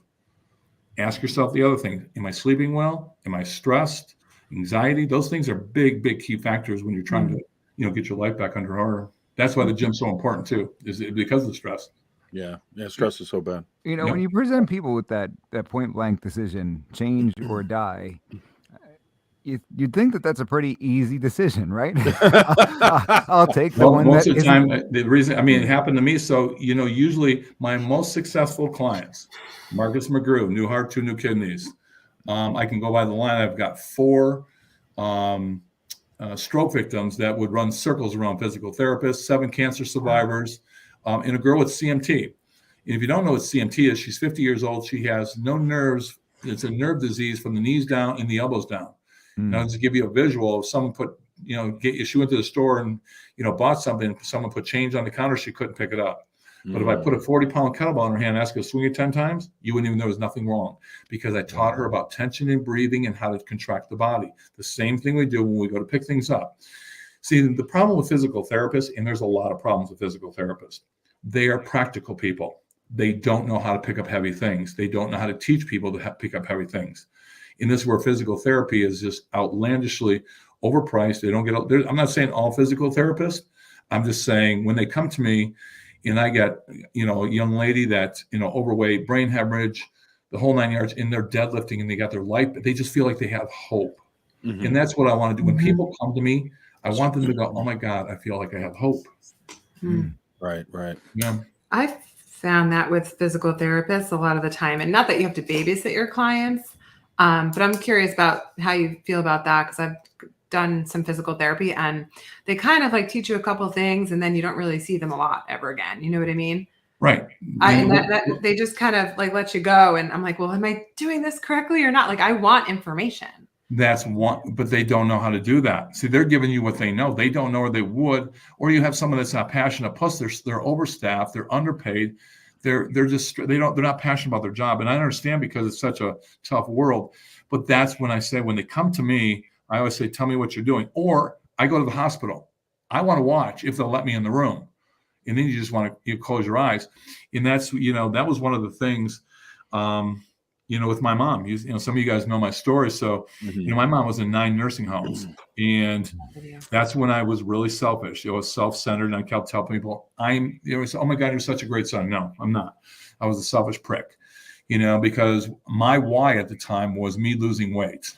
And my mother was still doing her thing. And when she was struggling, I'd throw money at it, take my problem away. And then someone looked at me and goes, you know what, if something happens to her, you're not going to live with yourself the rest of your life. So I don't know, it was a short period after I walked into the 9th nursing home. And I think some people have heard the story where my mother was working with a physical therapist for day one, and my mother's manipulator. And she's, I go, I got this one. And I looked at her and I said, I got this one. And I started screaming at her. And because I know if she doesn't get out of that chair and she doesn't move, it's on me, because it's going to come back and haunt me, because she's going to be kicked out 2 weeks later and it'll be on me. Right. So we started going at it. And the nursing director came down and they all come running because I'm screaming. And they looked at me and they go, oh my God, you cannot. I said, listen, this is my mother. I'll take care of this one. We got her to walk like 10 feet, awesome, screaming, crying, everything. But again, it's tough love if she doesn't move. But again, I knew what to do. So the next day we came back, I went down there. I said, listen, I'm doing occupational therapy and I'm doing physical therapy. Until we have that video in the doc. If it might be a good time to play that one. Yeah. You want to play that one, Russ? Yeah. Amazing video. We should. It's funny because a lot of things you're mentioning were the videos I picked off your channel. Yeah. Sure. Yeah. We're on the same frequency. Stuff. Yeah. Important stuff. And I'm sure that with all of this attention and all the positive things that you've done, there are also people who try to knock you down the further up the flagpole you get, right? And I guess we could talk about that in a minute, but because it seems like Russ has got this pulled up. It's the one in the yellow. Let's put a pin in that. Why don't you hit that one in the yellow, Russ, since you've got that up already? I don't want to disturb the mojo. That's okay. There it is. Training mom. A few people in the comments too asked where they could find your stuff online and sign up with you and all that. So I guess we can chat about that too at some point too. Yeah. Go ahead, Russ. Yeah. Good, Russell. Sound? Yeah, we don't have any volume on that. Sound not working. Russ, we don't have any volume. Technical difficulties. Yeah. Oh no. Yeah. The corner there. Yeah. There it is. Click that. There you All go. right. 9th. So I said, Mom, let's go. And she just started yelling at me and I started yelling at her. And they looked at me and they said, you cannot talk to. I said, hey, this is my mother. I will handle this. So I walked down to the nurse's station and I said, I will be here every day to do physical therapy. You can sign your little nurse with me, but I'm doing the work. This is a day in the life of this. This is my happy hour on a Friday. Take your time. I know. That's good, man. Yeah, have a seat. All right. Listen, everyone, the time will come when all of us say goodbye. Feel that aching in your heart, things in life. Take a bite of this world while you can. So now you know my why. You also know that my why is gone. My mother passed in June 28th, 2019.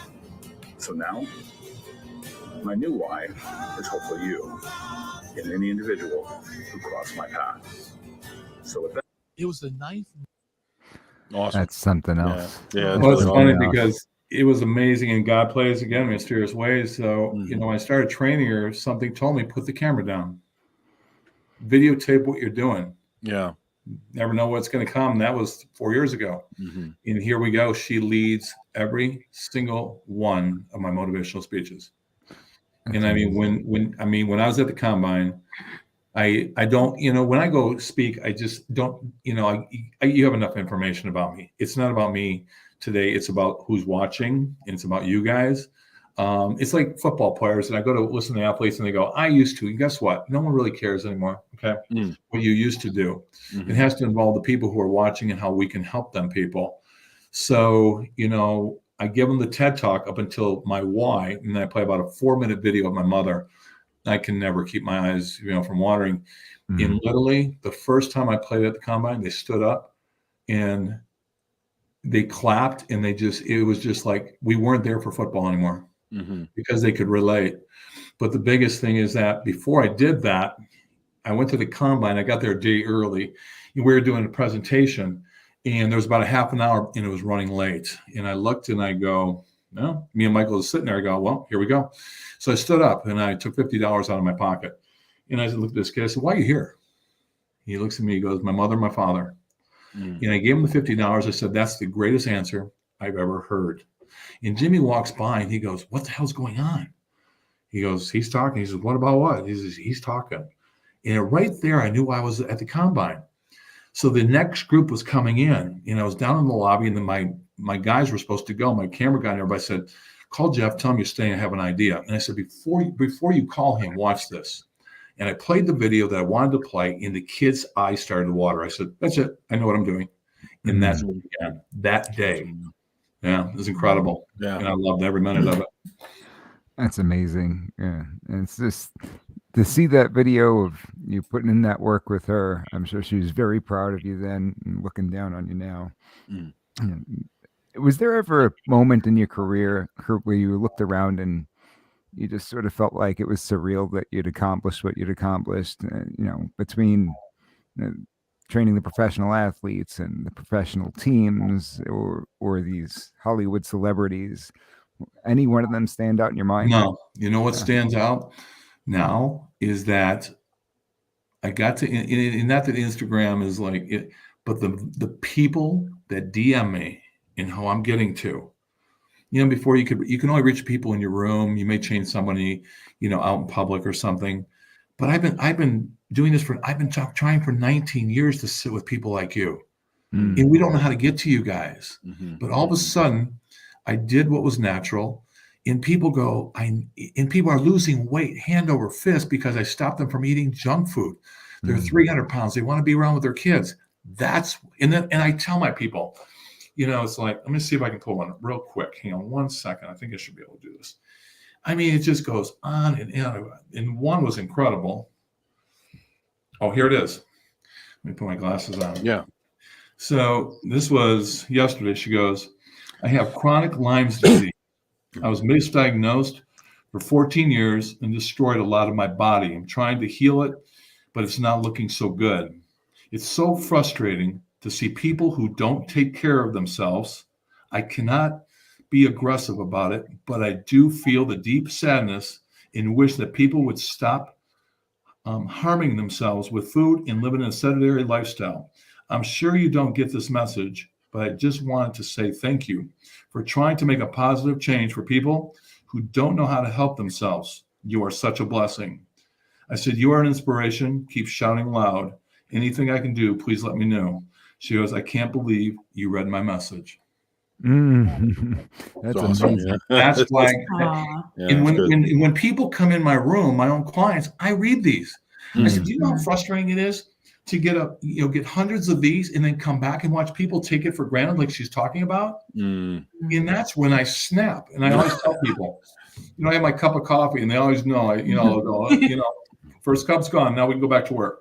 But it's just, my intensity is just like, I'm looking into your futures. Stop it. Right. Because no one's going to tell them. They're going to hear from the mother, father, husband, and wife. They're not going to argue. But if they hear from me, because they know I love them, I care about them. That's all. And if I can give you hope, and if I can just turn the switch on for one person every day, I'm doing my job. So I really appreciate you guys having me on. This is incredible. No, Absolutely. it's awesome having you here. Yeah. I'd be remiss if we didn't get back to that one particular topic, because I think it's important to get it out there. Sure. Anytime somebody gets massively popular, you're going to have what they call the haters.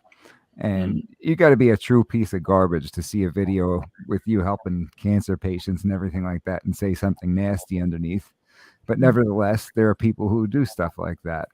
How did it feel when those types of people started to come out and show up in your comments and everything like that? You know, it's funny because you said that, because a lot of people who have high followers have groups of people that will combat that for them, because they're not going to sit there and talk to people. They don't have time for you. So they actually have other people that are actually answering those comments. So it's very unusual for me to be able to reach some of these people and actually call them up on the phone. I mean, sometimes, you know, I'll be on a 4-hour road trip and I just start picking the phone up and call them up, and they're going, "You're talking to me?" I go, it's only me. I'm just like you, you know? Right. In the beginning, you have to learn, because Instagram will shut you down. If you give a negative comment back to someone that comes after you, they'll shut you down. And I said, you know what? Then I was listening to the Goggins one day, and I heard he goes, they dog him. He goes, click, delete, you're gone. And I go, you know what? Life's too short. Just get rid of them and just go on the people you help, because you're never gonna. I don't care who you are. You're always going to have haters. You're always going to, and I have to focus on the people in front of me. Yeah. Because if you look in the rearview mirror, you get lost and you just get off stride, and it doesn't make any sense. I mean, in a lot of ways, you even had, I don't want to necessarily call this hate, but criticism from popular people.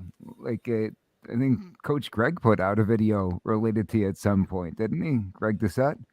Yep. They accused me of training Chris without using steroids. And I went on, in fact, the guy his name is More Plates, More Dates. Oh, and Derek, I DM'd him. Yeah. And I DM'd him. I said, listen, you guys are lying, because Duff was not the trainer on that. So I came on a Saturday and I literally talked to the guy for 2 hours, and he never put the story out, because he goes, well, let's talk. He says, are you on TRT? I said, I absolutely am. I'm since the age of 54. I said, I will sit here right now and I will put my hand on a Bible. My mom's up in heaven.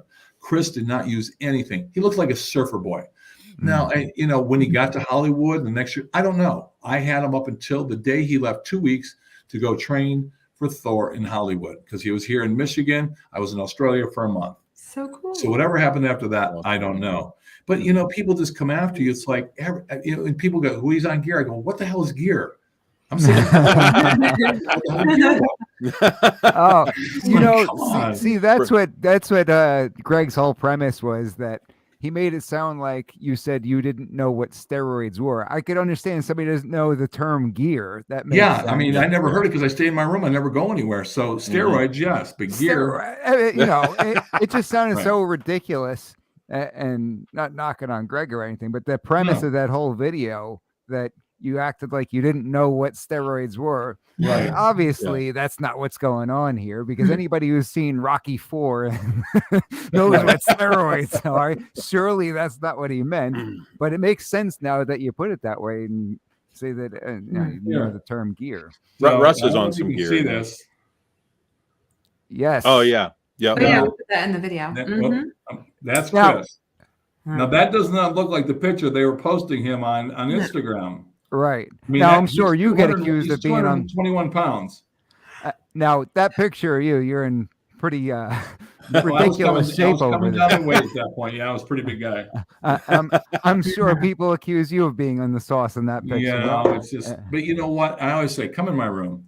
They're never going to go through my workouts. You're never going to play. I'm coming down from 336 pounds. How many football players you see that are big? It just, you lose your body fat. The muscle's there if you train hard. Right. Yeah. And I remember back in the day when I was probably 18, 19, 21, 20, everybody was, starting to take it. It was it wasn't even talked about. I actually thought about it. I go, my mom used to have to run me around the doctor's office to get me in because I was afraid of a needle. So I said, there's no way I'm doing that shit. Mm-hmm. So, but yeah, it's a crazy world out there. And it's amazing that even the young kids, it's so prevalent. It's so easy to get now. It's like, oh yeah, everything is. But crazy. Anyways, do you think people are looking for those shortcuts through? You think that's what it is? Is people? Well, I think Instagram is just making these kids insecure. It's like, I mean, like I went into my thing yesterday. I said, when did we start going to the gym and taking our clothes off? Well, number one, we don't train in a gym. Why would you take your shirt off? Number one, it's disgusting. No one cares. And it just shows your insecurities. Yeah. If you have to take your shirt off and someone will listen to you, I said that one day. What happened to Instagram? We all had to wear long sleeve shirts and sweats for 3 months. What would happen? Everybody be out of business. Yeah. You'd be Nobody all would out of be business. Yeah. You know, then you would find the ones rise to the top that make sense. Yeah. Everybody's filming everything now. They're Oh filming my God, they film everything. And I've actually unfollowed 2 gym pages that I followed recently because all they did was post women, you know, like those mirror selfies and like really, what do you call it? Like skimpy selfies in the gym. Yeah. I'm like, I'm not learning anything here. This is just showing off, you know? Right. Well, the thing is, too, in Instagram, I don't know the details of it, but they stopped paying influencers. Oh, did they?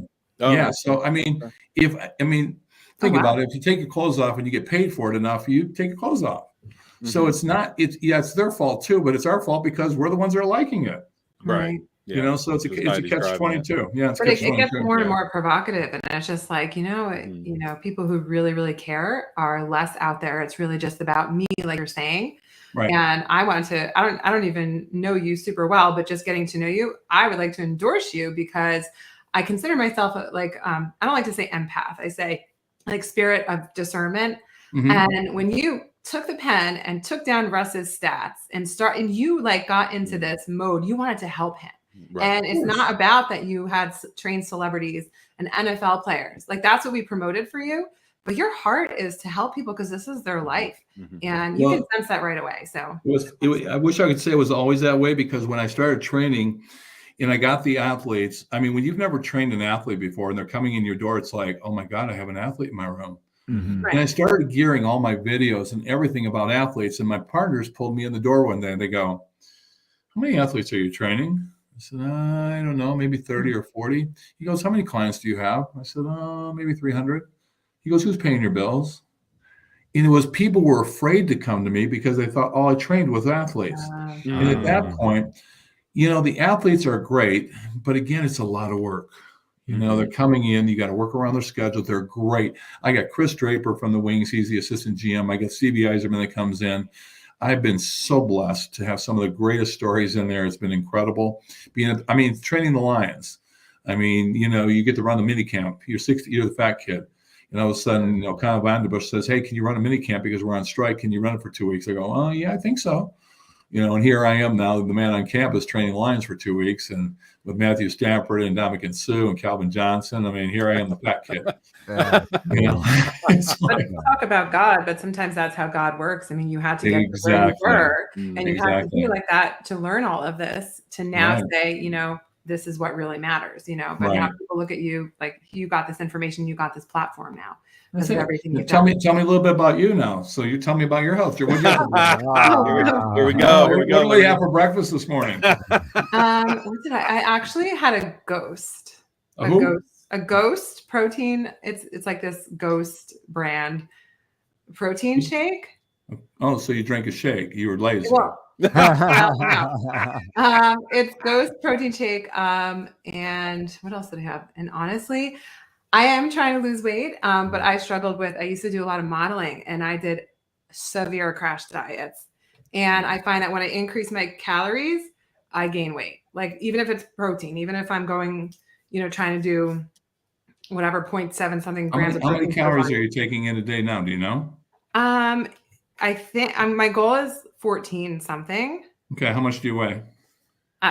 I don't want to say it here. I'm your trainer. I'm gonna tell me the truth. Come on. I'm not doing it here. I'm gonna be your trainer. Come on. Well, I'll do it privately. No. Yeah. No. I can't. Hey, come on. The audience is waiting for you. They want you to stand up and own it. No, I'm not saying it. But all right, I want to work with you though, both you and both of you. But yeah, but I literally used to eat nothing. Like I would eat egg whites and a slice of cheese during the week, and then like a couple other things, and then on the weekend, as soon as Sunday came, that's for the whole day. Well, what else would I have? It would be like maybe twice a day. You're on a work release program from prison.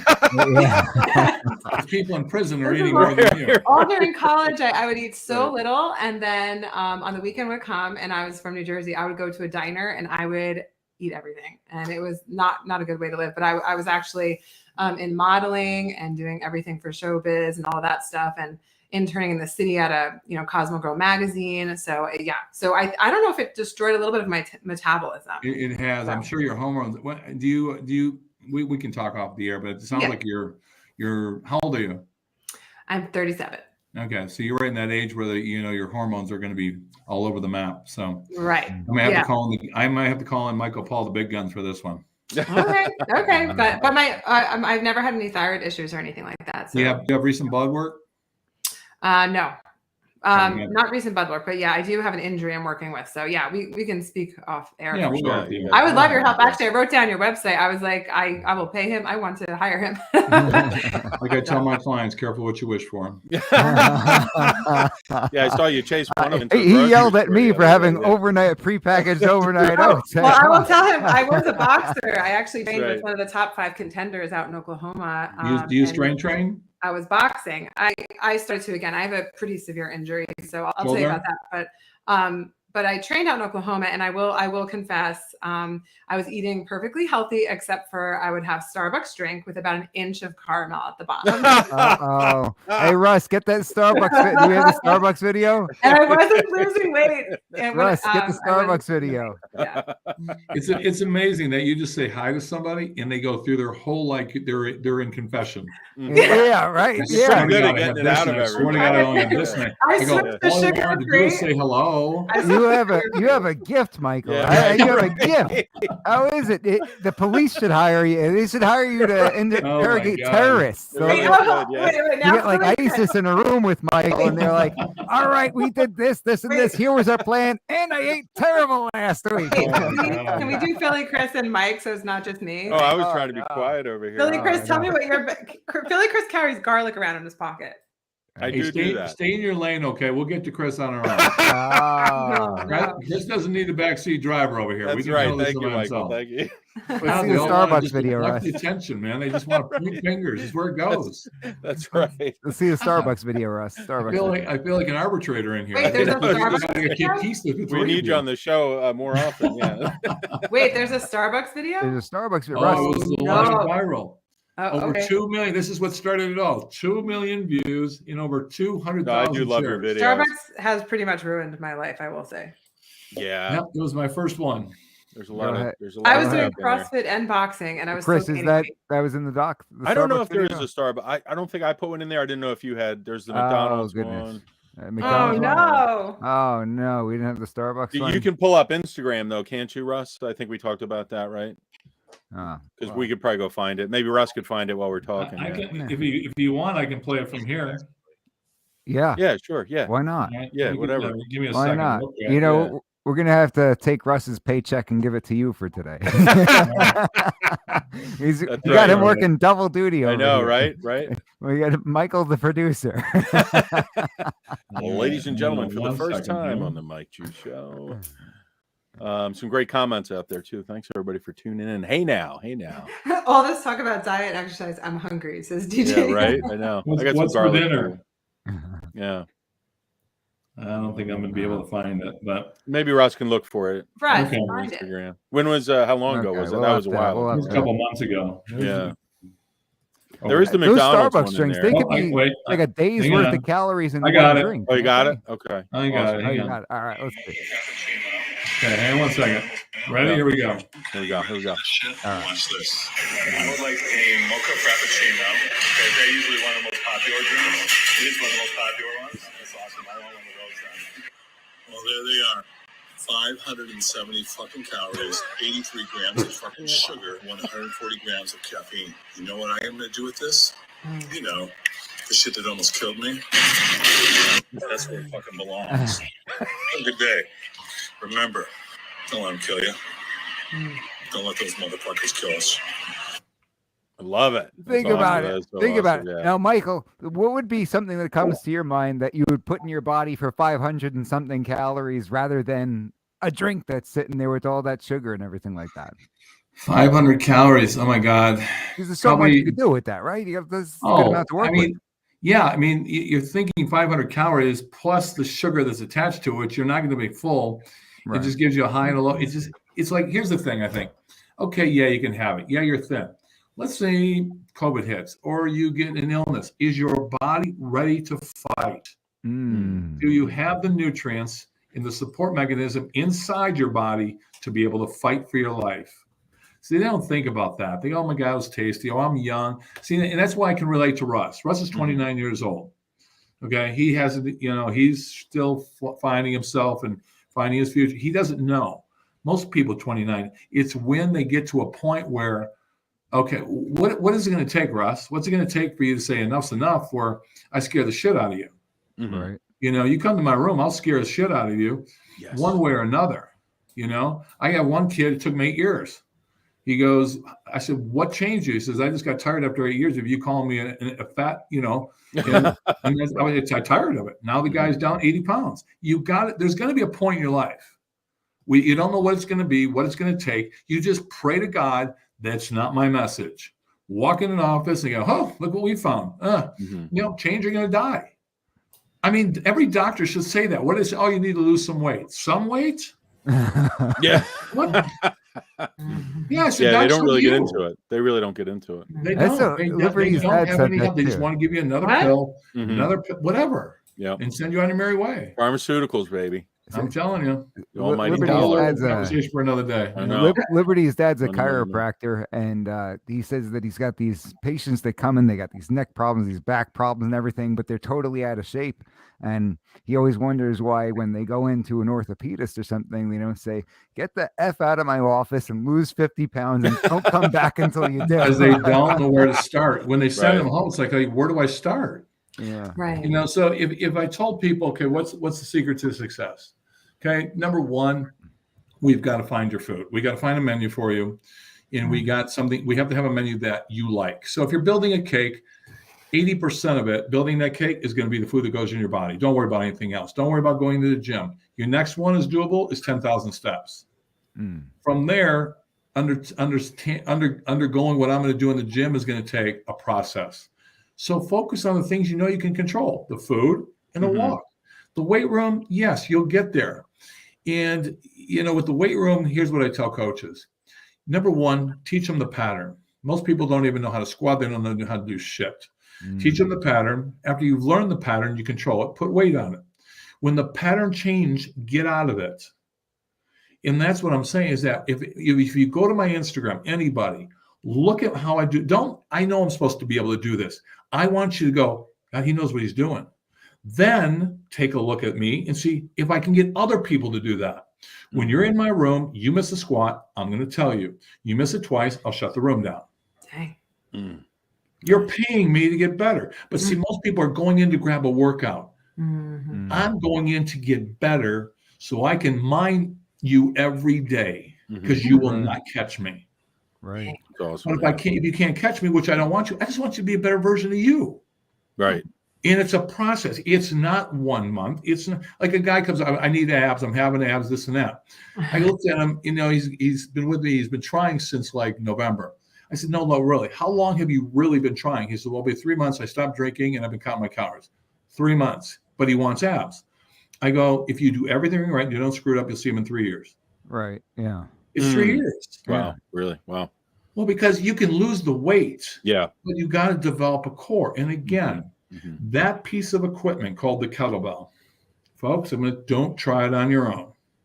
Okay. Number one, you don't know what you're doing. You'll have a bad experience. And 9 chances out of 10, the people who are putting in your hand don't know what they're doing with it. Remember, they go to 220 pounds. There are only 9 in the world, and I have one of them. Wow. When I got the big ones, which were 176, 185, 194, 203, 212, and 220, I called my coach. I said, I'm bringing these in. You program it because I don't know what I'm doing. And he did. So that's where it comes from, is just learning how to do the exercises. And trust me, if I do more than 10 exercises the rest of my life, that's all I'm going to do. But I do them perfect. And I do what he tells me to do. We keep going into a gym is like variety. Oh my God, did you see that gym? It's 50,000 square feet. Well, mine's 2,400 square feet. No, but again, what are you doing with it? It's not magic. You just have to have that right coach with the right experience that'll teach you. And like I tell people, you want to, go do your workouts, send me videos. I'll tell you what you're doing right now. And religiously, 99 out of 100 are not going to know what they're doing. And they'll send me videos and I'll break it down for them. Mm-hmm. So that's what, with my program that's coming, what I do is I send out 3 exercises. From there, I give them probably 3 days to look at them. And we come in for a 2-hour workshop on a Saturday. I train 4 people at a time. That's it. So we break it down. They all look like fish out of water. They're probably wondering, what the hell are we doing? Then for 3 days, I send them workouts.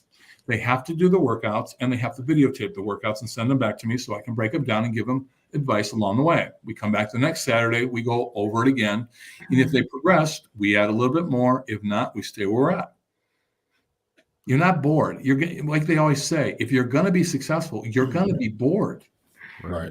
Everybody wants, the music on and in jumping and this. I was making fun of CrossFit the other day. I'm going to spend money to go to a gym. So someone tells me, jump on the box, jump on the other end, roll on the floor, get up, what are we doing? It's like the trainer, just whatever the trainer says, do. No. Right. There's got to be a method. Now, here come the CrossFit haters.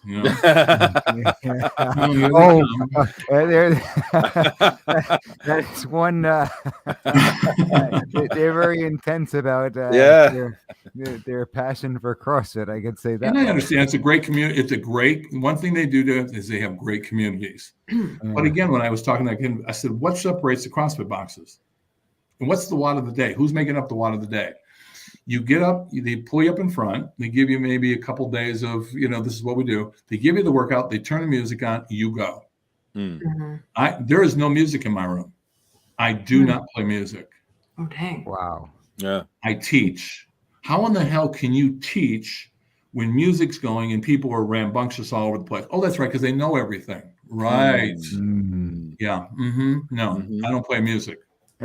Michael, we've had a significant culture shift in the last 10 years or so where you probably wouldn't have predicted it 20 years ago that things would come this far. And when you see this going on, I find myself saying, when I look at old movies, let's say, well, you couldn't get away with that today, right? Or you listen to an old comedian, you couldn't get away with that today. Right. And even with organized sports among youth, high school, even college, you see them start to come down on coaches about how they treat athletes and everything like that. Now, I had some pretty tough coaches who would get in your face and get up your ass, so to speak. And, I find that it helped me later on in life because I was able to get through that. Right. And it ended up being a good thing. Do you think there might be a point in time where people look back and see what you do in making people better and dramatically improving their lives and think to themselves, you couldn't get away with that today? See, I don't think about that because I see the DMs and the messages I'm getting. I know I'm doing a good job, and I don't care about anybody else. Yeah. I'm not here to, and like I said, I'm not for everybody. There was a sign at the University of Michigan that they always said, "Those who will stay will be champions." The other ones, good luck. And I always tell my clients, I said, I'm not going to be here for a long time. I said, when I'm gone, maybe you'll realize what I was trying to get to you. But I am concerned that, with our culture and our society and trying to sort of weed people out and change the way you can do things and everybody becoming softer as a result, that if guys like you aren't able to continue on with this into the next generation, it's horrible. I can't even imagine what we're going to be looking at in this country. I was talking to Chris Draper in he's over in Switzerland. They're traveling all over the world looking at players and draft choices and everything. And I said, Chris, when it comes down to what is the biggest thing that you've noticed about athletes, he says their lack of competitiveness. They don't compete. And if there's one person that competes, he'll stand out. They don't compete. Again, I think a little bit goes back to accountability. I always tell you, being a tough parent. I look at parents now and they give the kids everything they want. Well, that's going to pay prices, as going down. There's always tough love. My mother, I'm leaving. Well, good. You leave out, you're going out naked the way you came in the world. And she didn't care. But it's just we're too soft, and it's like, how can he yells at you and this and that? I said, you ever watch a football game? Do you watch the games? What is the coach doing? He's lost his mind on the sidelines, and he's trying to win a game. I'm trying to save your life. What am I supposed to say? Could he please? That's true. You know why they got to kiss your ass? Because they need your money. I don't need your money. I don't need you as a client. I don't care. I always tell my business, the guys that come in and own business, I said, do I have the greatest customer service department? That you get to tell people what you really think. Right. That's awesome. But they know I love them. They know I care about them, and then that's why they deal with it. It's not easy to take sometimes, but they know my heart's in the right place, and that's I don't have a switch.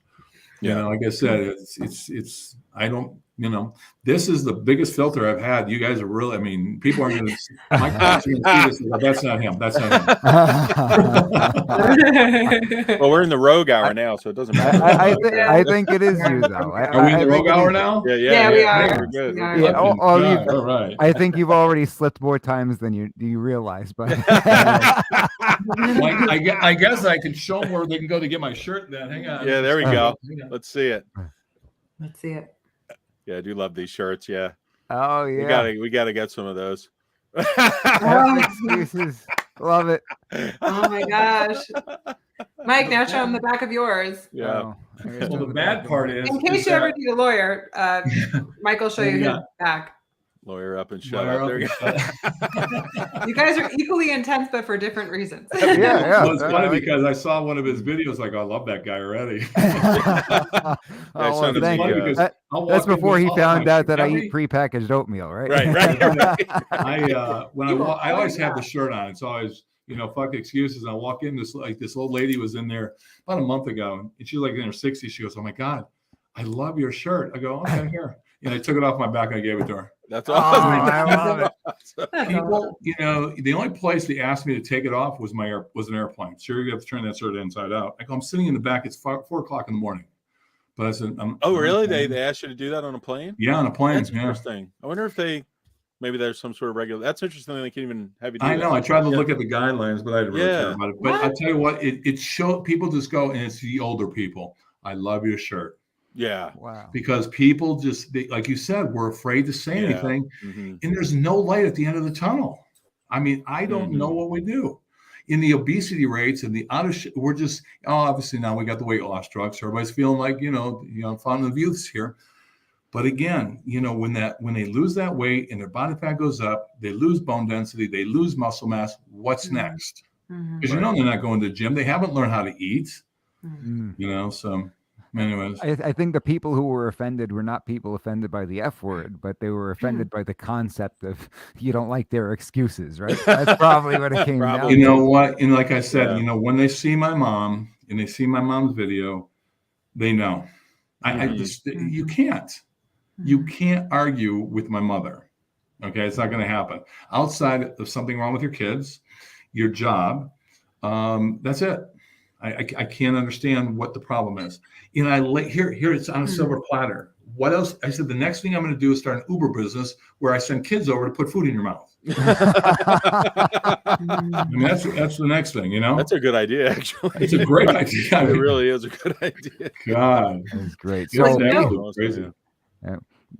I don't want to, you've been so generous with your time. Anytime you guys want to come back, and I can always bring in some guests, and with your cohorts over here, if they want some coaching, I'll take them both on. Maybe we do a follow up with them and keep them in line, and and let me interview both of them, and just because then they'll get an idea of what it takes. I'm sorry, what's the producer's name? What's her name? We got Russ and we've got Liberty. Liberty. I'm in the Liberty. I've really got to believe that you are going to be a case for Michael Paul. And Michael Paul, here, let me show you. I'll give you an idea real quick.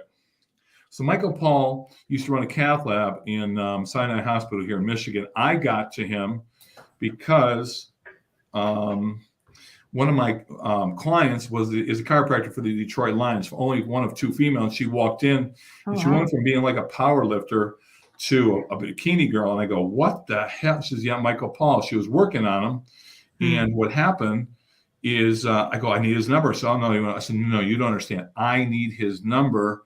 And here we go. Mm-hmm. And this was one day. I don't know if you can see it. I think you got to put your hand over it. Like, yeah. Oh, okay. Then you won't be able to see. That's one day of a meal plan. Oh, wow. Oh, wow. So there's 7 more of those. Wow. So, but he is a nutrient balanced guy. So there's 26 vitamins and nutrients. He wants you to have every single one. So when I filled out the report, he gave me that back, and I called Karen. And before I even opened my mouth, she goes, "I know, what the fuck." I go, "You're not kidding." So I got excited, like we always do, and I started cooking all this shit. And my kitchen looked like a meth lab. You can only imagine. I didn't even know they had rice makers. Oh. So it took me about 2 weeks to find someone that would cook it verbatim. It was very boring and bland. And then I've kind of broken away with it, but with the blood work, again, my nutrients are there. I'm pretty smart on it. But that was over the top for most people. But for someone that's like her, Liberty, that you're going through your changes because of your past situation as being a model and starving, your metabolism could be all over the place. But it'd be worth a conversation with Michael. And he would love to talk to you. And then he'll do the workout. But he's great. Everybody's very successful with him. But I don't push anybody over to him unless it's something out of my realm that's not normal. You're not normal. You know, that would take a little bit of getting used to, because you can't go through life eating one meal a day. It's just, in your right mind, but it's what you've done. It's all you know, and it's all you trust. Yeah. So the minute you step outside of that, I know your mind go, oh shit, I'm gaining weight. I got to go back to what I was doing. So we just need to give her peace of mind. I'm an all or nothing. I'm either off or off. I'm like that too. And you got to trust that person. Whoever's giving you that information, you've got to. And I don't push. If I don't trust it with my life, I'm not giving it to you guys. I have to. That's just why it's with my life. Yeah. So that's how I trust these guys. And it's like he did a presentation when I went to the first NFL Combine. I said, I'm great you guys are inviting me, but I'm not coming without Michael Paul. I'm here because of Michael Paul. So he came in and we did the presentation. When he was done, like the 4 doctors who were in the audience walked by and they go, that was great, but I don't know if they got it, because he talks right over their head. One-on-one he was great, but with these kids, he was talking very simple in his mind, but it was like, I said, I'm going to have to give him in layman's terms. So he's that smart. He's that smart, but he's brilliant. Yeah, he's great. So he'll be part of the program. Thank you. Awesome. I can't believe I'm on the same level as Russ. I'm actually like in a different way. Russ eating DiGiorno. You're all special needs people. Thank you. Yes, we are. I'm in the category with Russ, who's eating 1 pizza a day. That's incredible. Yeah. Really, so, Chris, what else did you have today? Oh boy, here we go. I did have Japanese for lunch. Some Japanese. You cooked that yourself, food. Huh? No, I did get it at a local Japanese place. And then I had a tuna. What's next?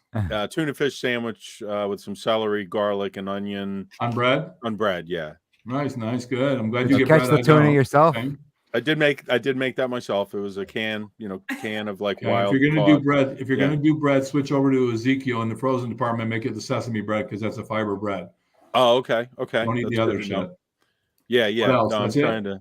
That's all I've had, actually. Yep. Yeah. Okay, Mike, what did you have today? Besides that pre-made shake that was so intense. No, it wasn't a shake. It was. That was me. She's the shake.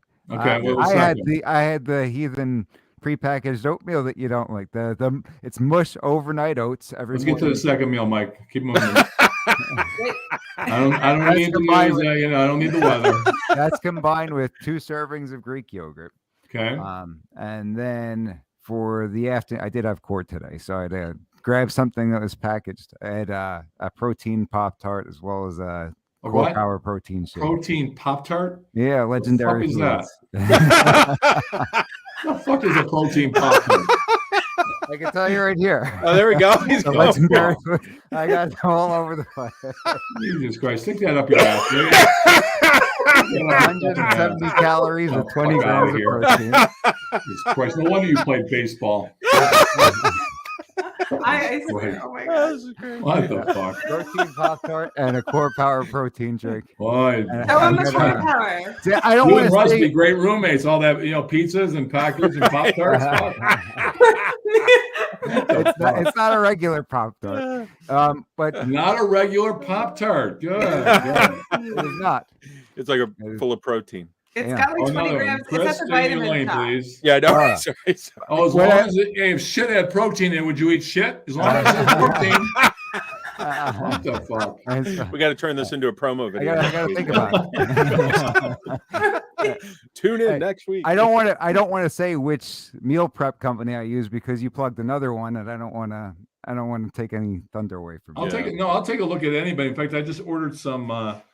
I got Michael's Paul because I always put everything through Michael Paul. So I had him look at these chicken crusted.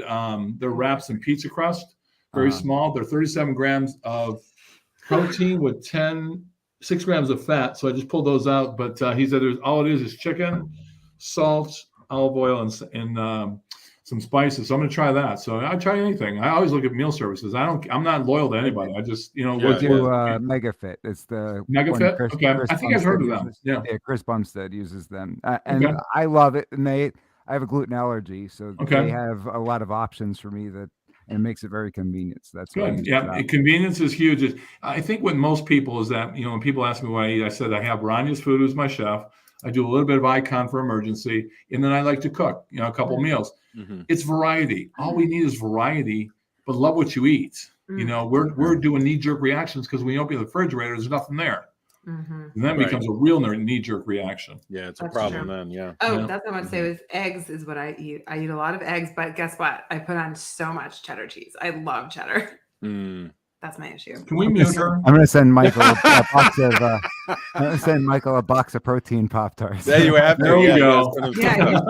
Send him a care package. See, I like those from the vitamin shop. They give me heartburn. All right, here's what I want from you guys. Give me all 4 of your sizes. Send them to me, and I'll make sure you guys get some sweatshirts. Oh, awesome. That's awesome. Thank you so much. Yeah. We had a comment. I'll do a video with one. Yeah, I'll do a video with one. Yeah. A comment asked her, a commenter, DG, one of our loyal listeners, said, what does he think of Quest bars? Do I have to answer this? I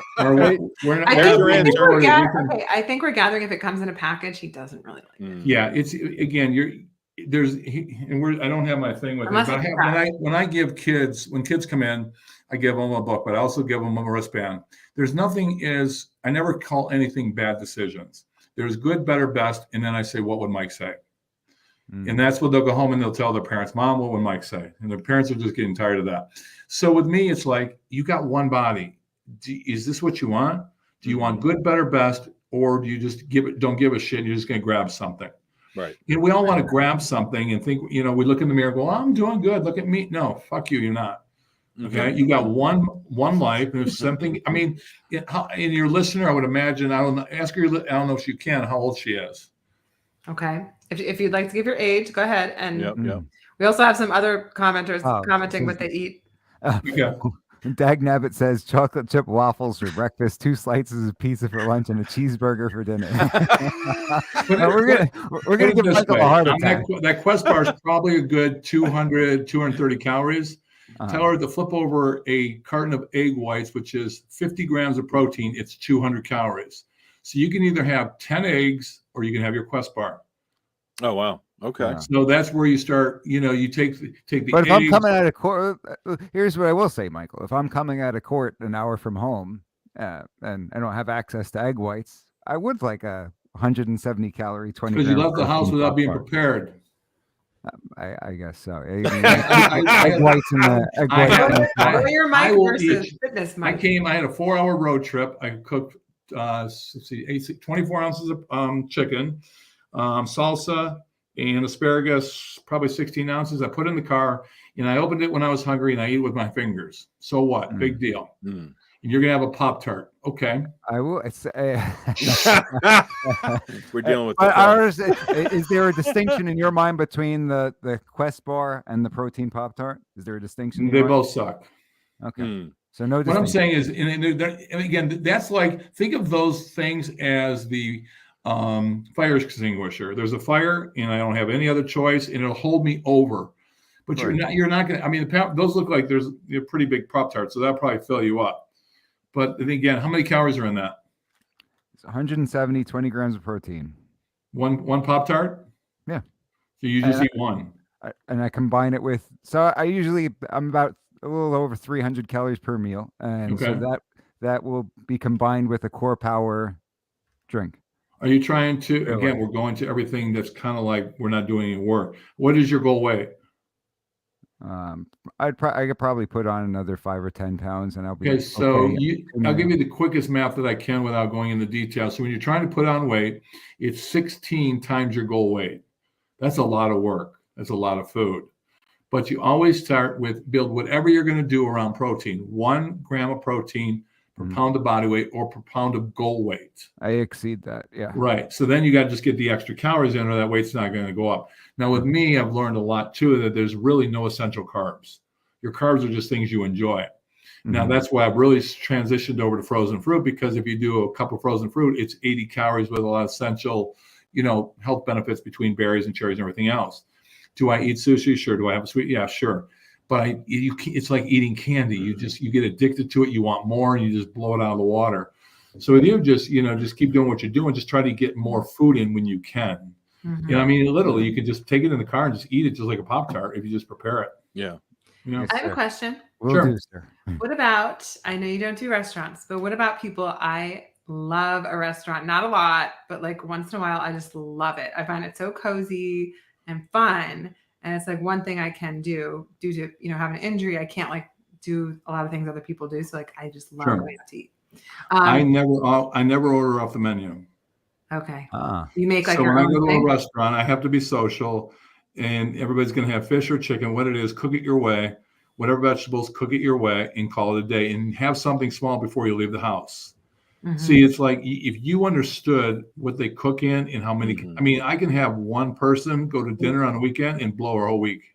Lard. Especially women. You're looking at, remember, for a woman, for someone trying to lose a pound, they have to create a 3,500 calorie deficit. Yeah.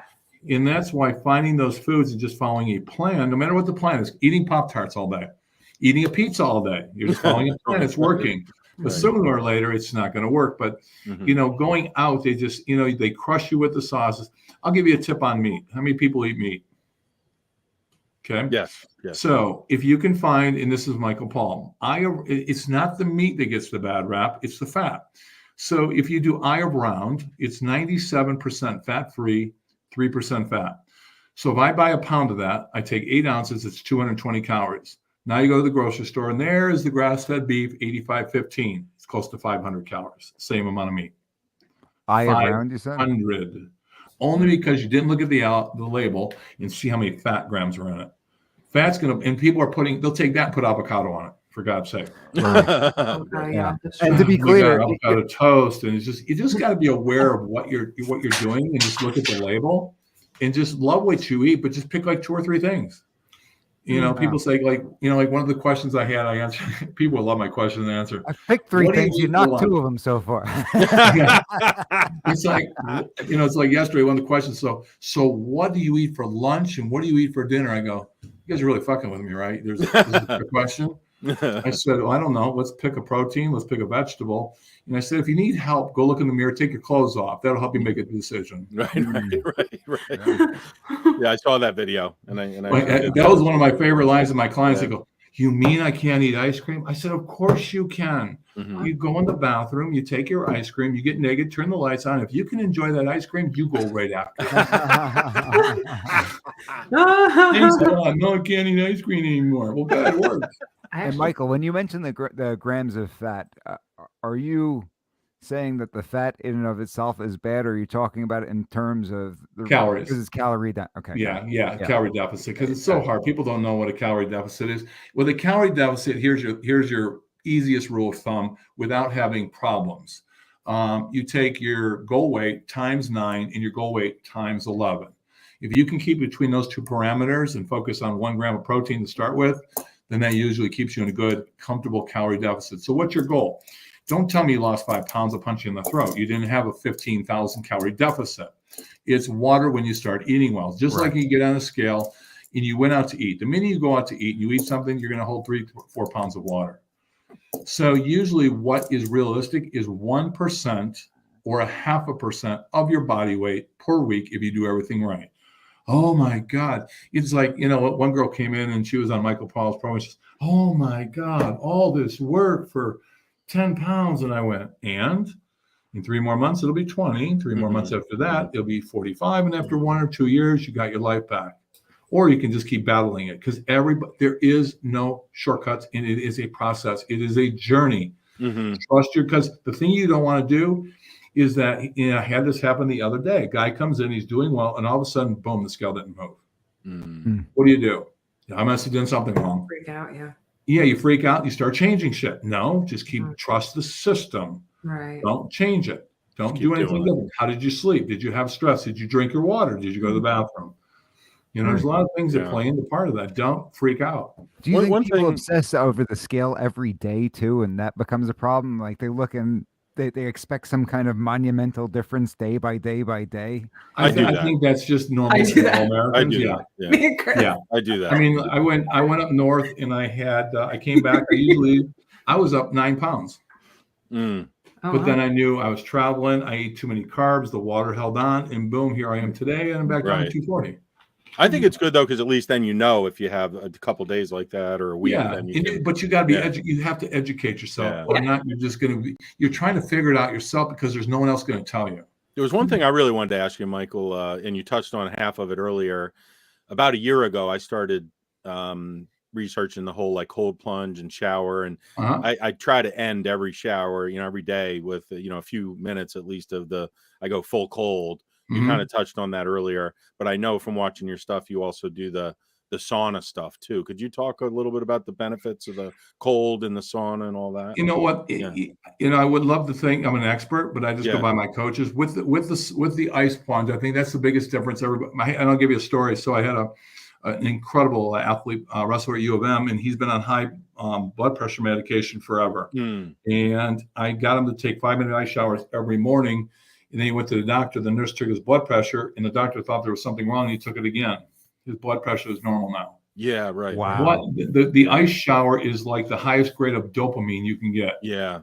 And don't negotiate with yourself. Part of the reason I've been doing is I had some lower back issues, a couple years ago, and I was watching some of the reels online, and the various people. I'm sure you've seen them too, but and they talk exactly what you were just saying: the release of dopamine and the vascular benefits with the contraction restriction and all that. So the space between your ears, but don't do a warm shower. Just jump right in.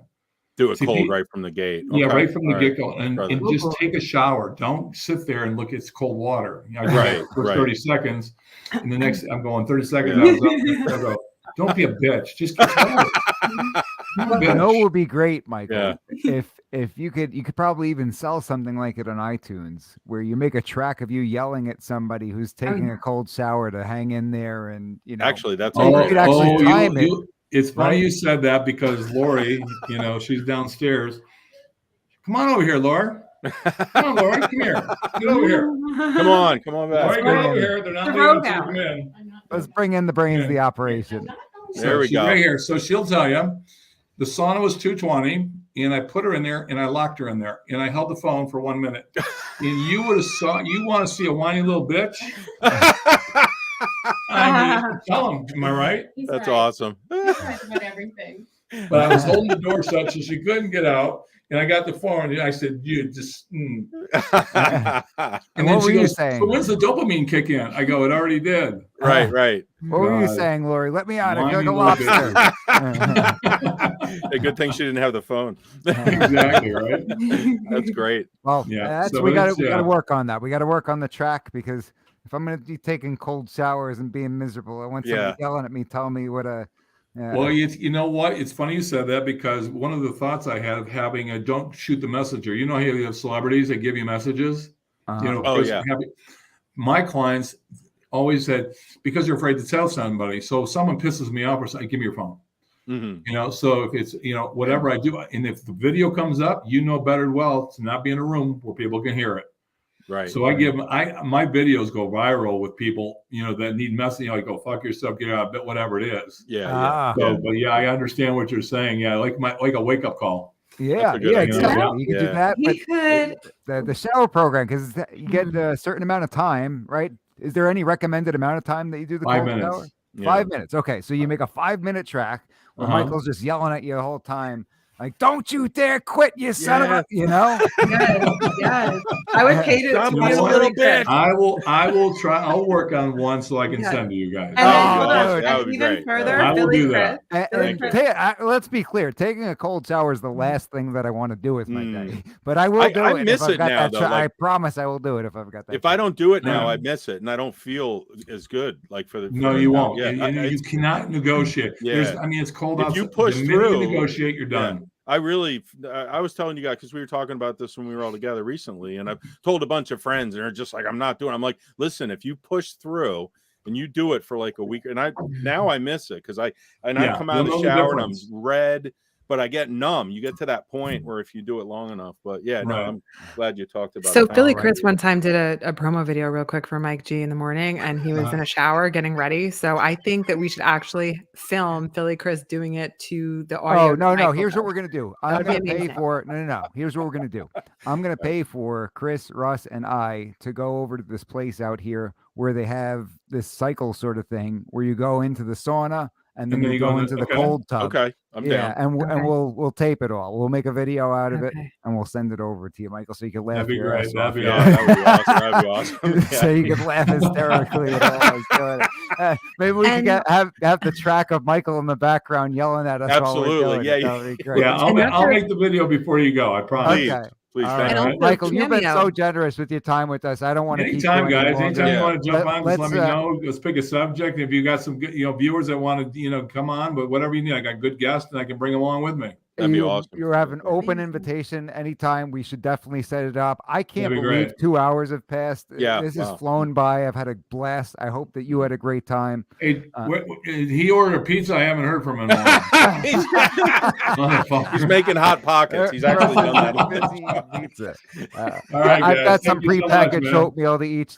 That's all the time we got for today. Stick around for We the People, the Constitution Matters. Pastor David Whitney, Professor Phil Duffy. I'll be joining as your legal analyst. We miss you, Allie. Daddy loves you.